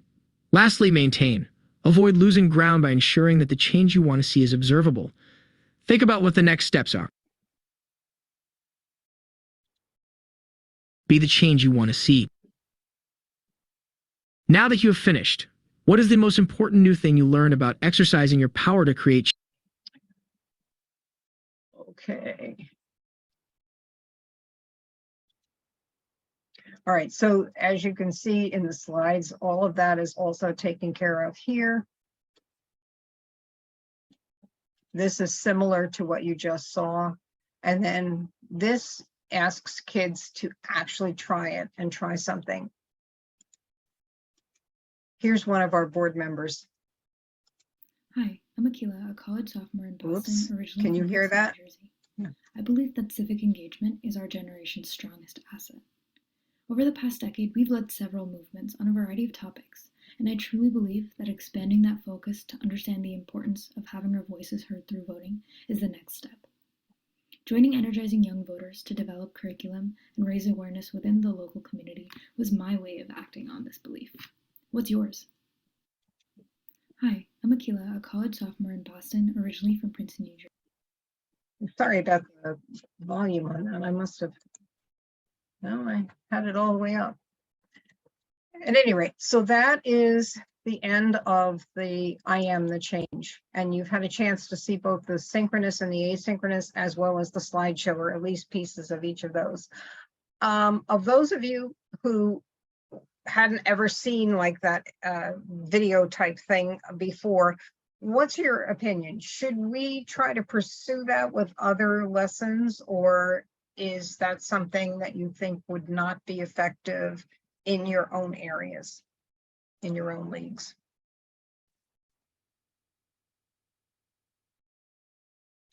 Jean?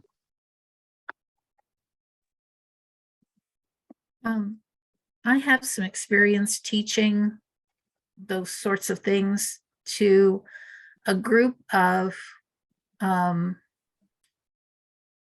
parents, many of whom are either new to this country or for whom English is not their first language, or have been marginalized in the past. They're low income, have experienced homelessness, things like that.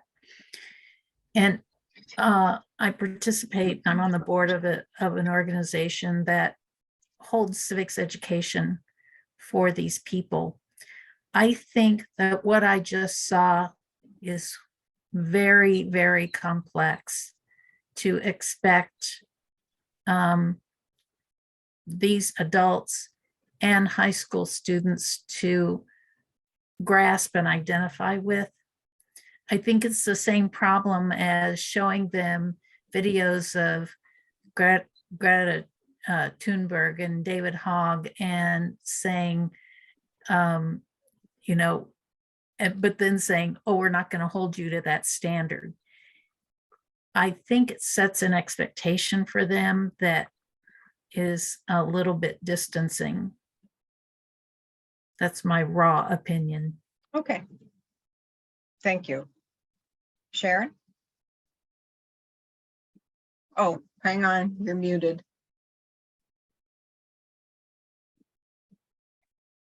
Can you unmute yourself, or do I need to do it for you? I muted you. I did it. I did. Sorry. Okay.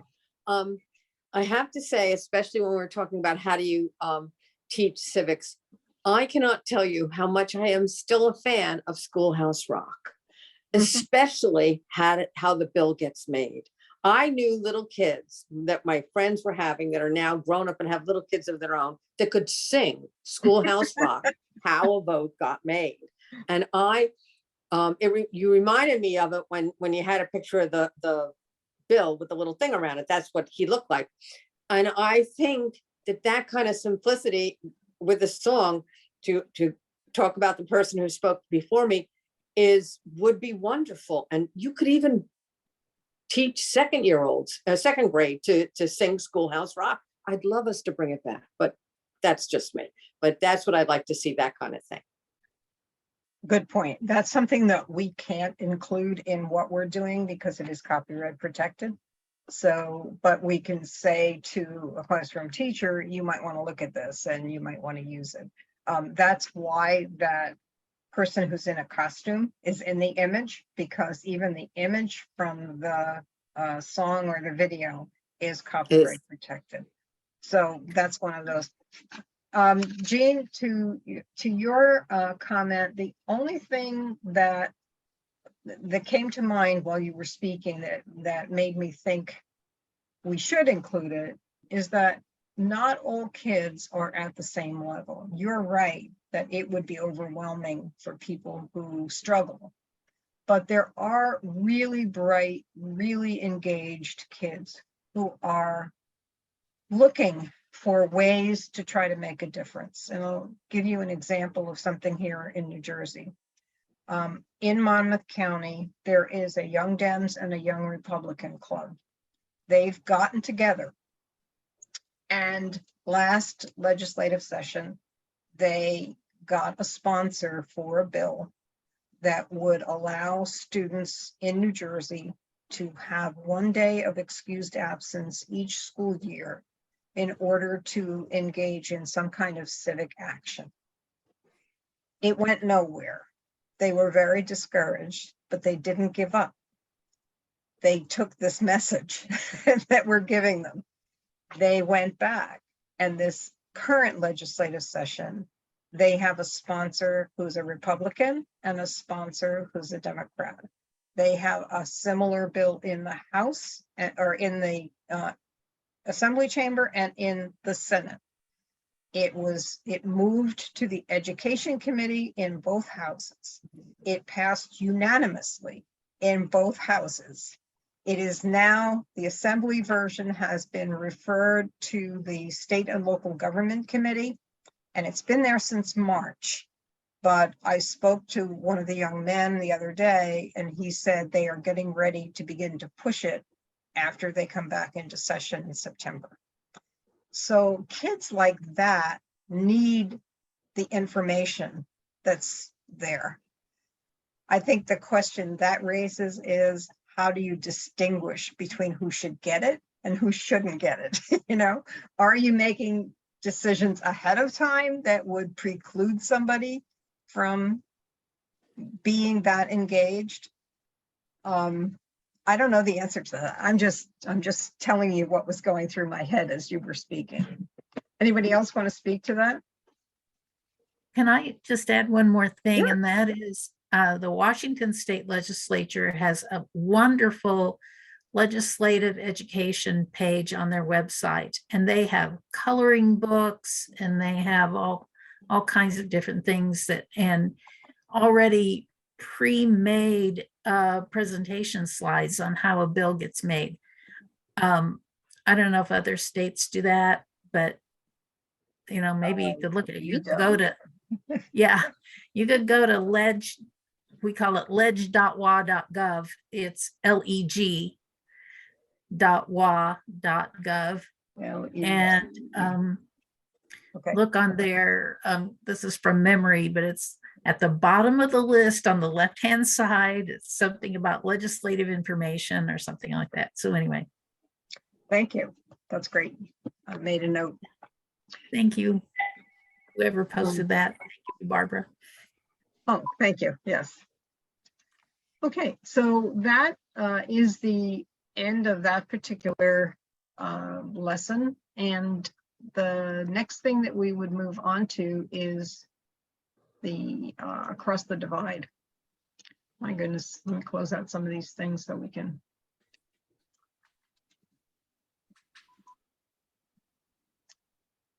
Okay, do you need another brief break? We have about a half an hour left, so we're not going to be able to go through both of them, but if you want, I can kind of show you what's there and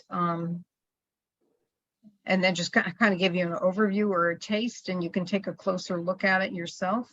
Or do you want to just power through the last half hour? Power. Power? Okay.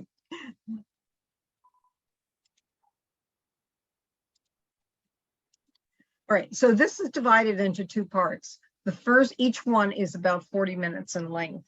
And the first one is how do we actively listen? And then the second one is, how do we speak? It's easy to see by looking at the news and social media and even in our neighborhoods that communication is an issue today. But in order for democracy to prevail, we have to learn how to engage with others in a civil manner. Differences of opinion are inevitable, but we can learn how to manage those differences and conflict. Today, we'll talk about your rights to be heard as respected, as well as your responsibility to hear and respect others. And then you'll have a chance to practice the art and skill of listening. When people feel heard, common ground actually can be reached. So, let me just see here. Yeah. All right. Take a few seconds to think about this question. What's one thing you would do to have a successful conversation on a hot topic with someone on the other side? So I'm supposed to give you a couple of minutes to think. And then each one of these is a hot topic today. And take a look at these and tell me if you think we need more balance. Capital protests, Second Amendment rights, COVID policies, cancel culture, right to life, and security issues. Are we balanced in that? You can just say a yes or no.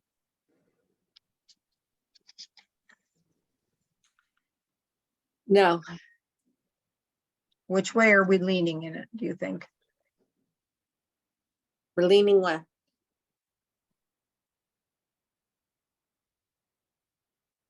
Which one might we change to get a right-leaning issue in there?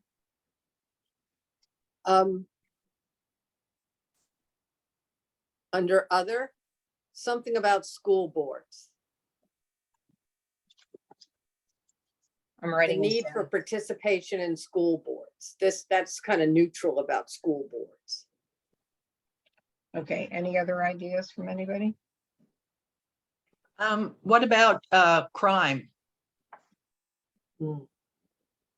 That's a good one, yeah. Taxes, it's always interesting too. Okay, and which ones do you think we should take out because they are too left-leaning? Or which ones are left-leaning? January 6th. Yeah, my God. Yeah, I think that's, yeah. Okay. All right. If I take that one out and put something in, maybe we'll at least not bring up all those feelings that we talked about the last time. Okay. Pardon? Oh, one more, maybe cancel culture, because that's kind of a right-leaning term anyway. It is. I don't hear anybody on the left talking about cancel culture. Correct. And that's why that was in as a more right. Yeah. It should This stay. one and this one. This I thought was pretty neutral because I thought it could go both ways. This I thought was left-leaning, immigration. This I thought was neutral. I don't know. I'm not sure I agree with immigration because it's both. The code word for that on the right is open borders. True. And I think everybody agrees that something has to be done in terms of immigration. Excuse me. I would leave immigration in because one of the successful conversations on a hot topic is, what do immigrants do for us? How much money do they make for us? How much land, how much produce do they pick for us? If we just, even if the other side says open borders, we can say there is more to immigration than an open border. And that's why immigration should stay there. My thing with January 6th is it was either against the law or it wasn't. You can't have, that's like being against cancer. You know what I mean? You can't have, there is no other side to January 6th. Yes, there is. Yeah, there really is. Yes, there is. I would have to disagree with you. Okay, you've given me some good ideas, so let Okay. me go forward. All right. Why civility? We're going to do some hands-on practice today, but first we need to talk about the foundation of all effective communication, which is civility. The word comes from Latin, meaning civilis, or word civilis, meaning relating to public life or befitting a citizen. It sounds easy, but we all know that it's much harder said than done, or done than said. Communications must build on a foundation of civility, and unless we embrace it, conflict can't be managed. Communications build on the foundation of civility. If I force my ideas on you or avoid your ideas, we're never going to deal with our differences. Just like in the picture, dominoes can always be on the verge of collapse from one side to the other or the other. There are never going to be lasting solutions. This is seen, for example, when a new administration comes into a power and they immediately reverse all the solutions of the previous administration. It can seem like political ping pong when there's no real lasting resolution or lasting compromise. It's not that we all must agree. Anyone who follows the Marvel universe knows that even those who are supposed to be on the same team have lots of differences. Even if we're working on the same goal, conflict and difference arises. But civility requires developing a culture that values human dignity and self-esteem. In our democracy, we put a high priority on basic human rights, but that's often on the broad level. And for civility to be put into practice, we need to bring it into our everyday interactions, our day-to-day interactions. And that means that we need to recognize that each one of us has rights and each one of us has responsibilities to communicate effectively. Rights are guaranteed conditions that should be given to everybody all of the time.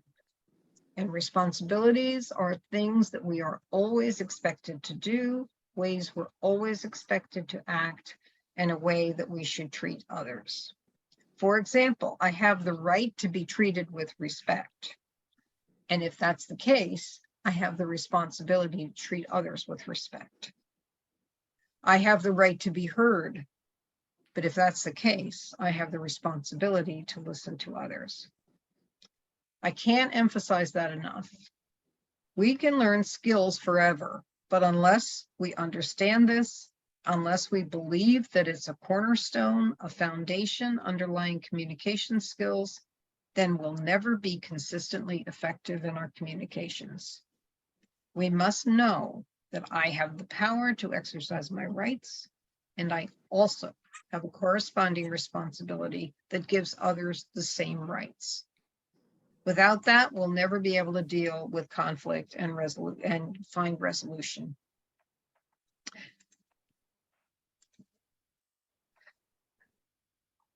Since other people aren't our clones, conflict is inevitable. So I need skills to deal with the differences as I exercise my rights and responsibilities in a way that brings more civility. In other words, I need to manage the conflict, not avoid it. This isn't easy. People look at conflict differently and have different ways and comfort levels and styles of dealing with it. But here are the main ways that people use. Some people force or compete. They say, I'm right, you're wrong. My idea is better than your idea. Some people avoid conflict. I pretend nothing's wrong, or I completely ignore our differences. Sometimes people suppress either themselves or others. I tell myself that my feelings don't matter, or I inhibit somebody else from expressing their feelings by interrupting them or dismissing them or so on. In these approaches, the difference isn't dealt with. It just goes underground. It doesn't go away. It just gets buried. So how do we really work through those differences? To really work through, we have to learn how to collaborate, and we have to learn how to negotiate. The more skilled I become at doing those two things, the more effective I'll become at working with others to get things done in a civil way, than to have real solutions that have impact. The key to managing conflict effectively is realizing that we need each other. I need to work with the other in a way where both positions are heard and we can jointly come to an acceptable outcome. There are a variety of personal communication skills that can help us with that. Skills to manage conflict include active, attentive listening, including attention to verbal and nonverbal cues. Clear, respectful speaking, both verbally and with the nonverbal cues. Respectful identification of differences, and being able to mutually compromise in order to reach agreement. Now, Charlotte and Jessica are two of our young board members, and they give us Charlotte, I'm so upset right now. It's some examples of how not to listen. Maybe it's not so good to have a negative, but these are some examples the kids came up with. Charlotte, I'm so upset right now. It's my senior season and I finally made varsity, and now all the games are canceled because of COVID and I don't know what to do. It's like I'm never going to play soccer again. Well, did you talk to the coach and see what he could do? Maybe he'll let you play. So I don't want to talk to the coach right now because I'm just so upset. Like I just need to get my feelings out. Well, maybe if you try talking to him, he'll be able to help you with this COVID situation. I don't know. I just can't talk to him right now. I'm just so upset. Okay, so we're going to pause right here. This is an example of how to not actively listen. So as you can see, Jess was very upset and I did not recognize her feelings, but instead right away, without letting her express herself, I just tried to jump and solve the solution for her. So you do not want to do this with active listening, and instead you want to hear her thoughts before you try and bring up a solution. Now we're going to do a second example of how to not actively listen. Charlotte, I'm so upset right now. I finally made varsity and I'm a senior, and now all the games are canceled because of COVID. I feel like I'm never going to play soccer again, and this was my one chance to finally prove myself. Well, the same thing happened to me. I finally got the lead in the school play and even perform at all because of COVID. I know, Charlotte, but I just kind of don't care about that right now. I just need to talk about me, and I'm just so upset. Okay, so we're going to pause here again. So this is another example of how to not actively listen. So as you can see, Jess was very upset. Instead of me letting her express her emotions, instead I just jumped and turned it onto myself to explain an example of when it happened to me. So you do not want to do this when actively listening. Instead, you want to recognize their emotions and let them expand upon it now. So now we're going to do an example on which I actively listened to Jessica's issues. Charlotte, I'm so upset right now. I finally made varsity and I'm senior, as you know, and now all of the games are canceled and I'm never going to be able to play soccer again, and I'm so upset and I have no idea what to do right now. Well, I'm really sorry you feel that way, Jess. I'm sorry that happened to you. I know it must be tough. Yeah, I'm just so upset. And, I was looking forward to being recruited and scholarships and going to college and maybe playing soccer. And I feel like now that's all gone and I don't know what to do. Yeah, I'm really sorry. That's terrible. I know how focused you are on your future and how this can impact it. And I'm sorry that happened to you, Jess. Thank you, Charlotte. And thank you for listening. Great. So this was an example of how to actively listen. So not only did I let her express the issue and what happened, but I also let her explain how this made her feel and expand on this as well. So this is an example of how to actively listen because I did not turn it onto myself at all. And I did not try to jump in with a solution right away. Instead, I just let her express her emotions. Charlotte, I'm so upset right now. I always do that. Okay, so that was an example that the kids came up with to show people. And then from here, what happens is we go into some very specific. So we teach people they have to not only hear the content, but also identify the feelings that are behind the content. And then they put those two together and relay it back to the speaker. We then give them, and I'm ad-libbing this, we give them some practice identifying feelings. So the teacher or the presenter speaks a couple of sentences and asks the kids to identify what the speaker is probably feeling. And then we talk about this. So first you identify the speaker's feeling and you respond to that feeling, which is what you saw Charlotte do in the last example there. And she said, I'm sorry, you know, I know it's upsetting for you. Then you respond to the content, what it was that happened to her. And then you try to summarize the two so that she understands that you've really heard her. And what happens is, if you don't have to worry about being wrong, because if you are wrong, the person will explain further. Like Jess went further to say how she was afraid that this was going to ruin her career. She wasn't going to be able to get scholarship money and that sort of thing. And then we give people practice. We go into small groups. There's a speaker, a listener, an observer in each group. We give people, we remind them of these things. We give them some samples of, I thought that was in there. I may have taken that out by mistake.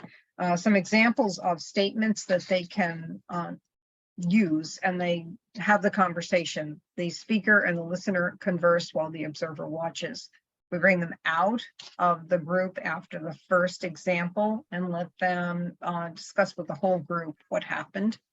And then we go back into the group and the other two people. So the person who was the listener is now the speaker, the person who observer is now the listener, and then we do it the third time, and then we come back and we discuss what went there, what went on during the thing.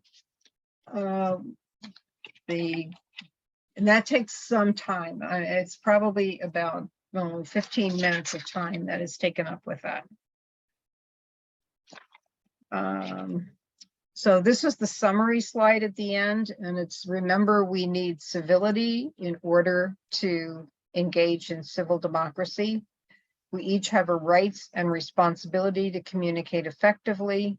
Conflict is inevitable, but we can manage it.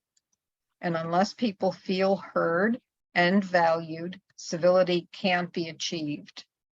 And like anything else, skills need to be developed and practiced. And then we ask, will you do your part? When we do this section, that 15 minutes of practice is the hardest thing you can ever imagine. It makes you slow down and really think about how you are responding to somebody else.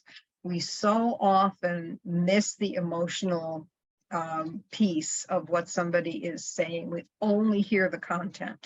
So if you do nothing else from this speed dating version of the listening slide, pay attention to that in your conversations with somebody tonight and see whether you just kind of respond to the content, or whether you can first say, gee, I'm really sorry you feel that way, you know, naming the feeling. I'm really sorry that you're sad because, and see what happens to that.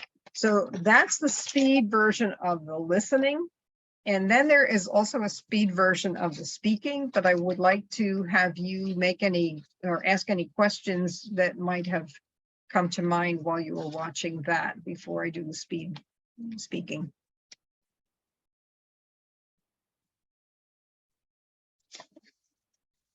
Sharon? Unmute. Both of the people in the exercise have equal power. What do you think about trying this in a relationship where one side has more power? And how do you respond to that? I think I'd try it first in an equal power. I think I would practice the skills first, okay, where I might be successful, and then take the next step.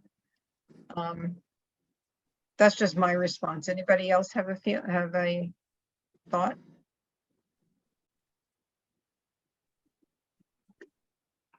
Well, it is worth considering, especially if you're encouraging people to talk about legislation or you know, civic proposals, because there's a massive power differential. Mm-hmm.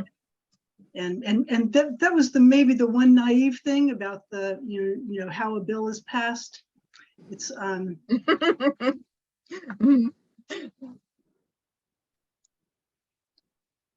Okay, but learning to speak and to listen to what that person has to say can help you move it along. But as I said to Sharon, I think I would practice first with people that I might be more successful having a conversation with before I took the deep dive into somebody that has a whole lot of power. Fran? Yeah, they were very polite with one another, but they're friends. Mm-hmm. And it would be intriguing to see a conversation where someone is loud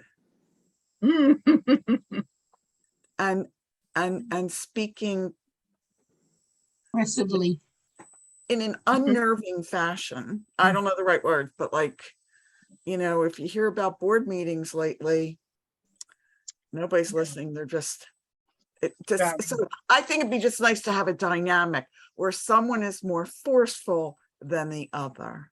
And if they don't think the listener's paying attention to them, they have a comment about it. And they would have to learn to disarm that situation. So Good points. Good points. And it would take a lot more than 40 minutes, I think, to get somebody to the point where they could do that. But I think what we're doing in this 140-minute period is a good start. And I think based on what you said, I know that there are organizations like Brave Angels that offer courses in how to communicate in difficult situations. So maybe what we should do is figure out how to refer people to those courses instead of trying to do something ourselves. Because I think that's a huge topic to try to take on. Barbara? Yeah, I just wanted to add one way that you could do it with the kids that they might appreciate. It's just like you had yesterday, these different characters. You could have each kid be a character and do the role play in that character. And I think that would be fun and they would get that. I've made a note. That's great. Thank you.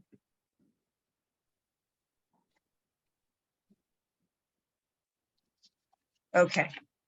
Speed dating version of the speaking one.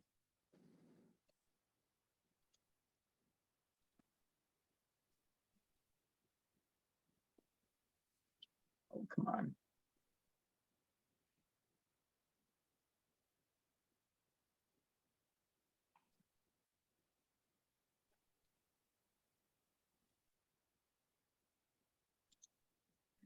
Okay, so the assumption is that they have been a part of the listening one before they do this. And we talk about the way you would like to say something is often different from the way you should say it.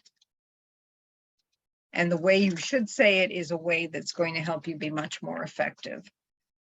We talk about goals of speaking, of expressing your opinion, and it can range from the simple to the empathetic, to the confrontational, to when you're angry, and to when you're persuasive. And then we go into a practice session of talking about the difference between I statements and you statements. And again, we have two other kids on our board who have. You are so annoying when you interrupt me. A better way to say this would be, I feel annoyed when I'm interrupted because I feel that you aren't listening to me. You hurt me. I might listen more if you said something like, I felt hurt when you said that because I'm already sensitive about my weight. Okay, and I'm going to stop, but give a couple of other examples of you statements, like it's your fault versus I statements. And then what we do is put them into a situation where first they write, they're given some scenarios and they need to write a statement that is a you statement, what they'd probably really like to say.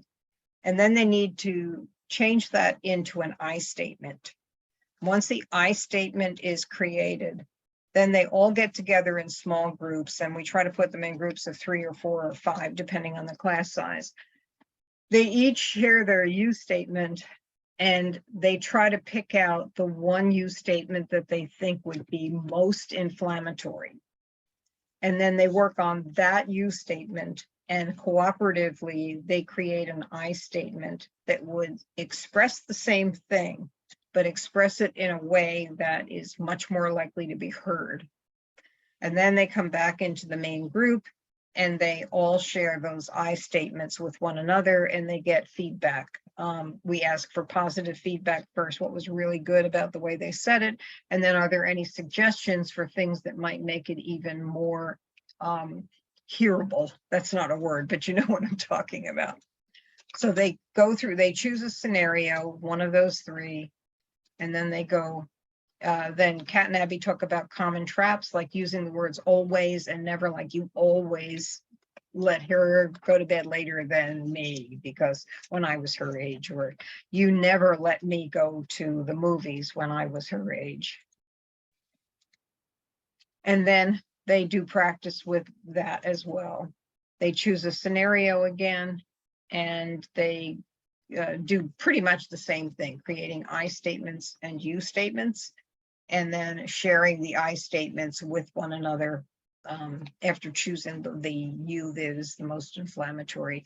And we try to get them to use some of those traps when they make the you statements, like you never do this, or some gotcha statements, like I can't believe that you think that immigrants should get free health care when my mother can't even pay for her cancer treatment. That's one of the examples that we give to them. We talk about additional tips. What else can you do? And we talk about the fact that body language is just as important as the words that you use, and your tone of voice is just as important as either one of those things. I give the kids an example. When my daughter was in middle school, she used to come home and she would say things that were perfectly legitimate for her to say, but she'd say them in a tone of voice that made me want to haul off and slug her, because of the implication that her mother was stupid or something like that. So we give them some examples of how that's different, and we give them a copy of this Across the Divide, Speak and Be Heard, and then just a closing video from Kat and Abby. Like any other skill, from driving a stick shift to hitting a home run, you need to practice these speaking skills. If you get used to using them in everyday settings, then they will become like a second nature. When controversial topics come up, you can more easily default to a more effective way of speaking. Love those kids.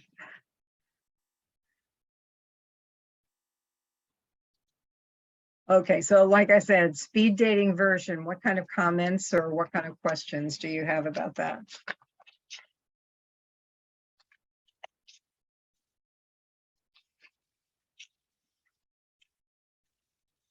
Yes, Fran?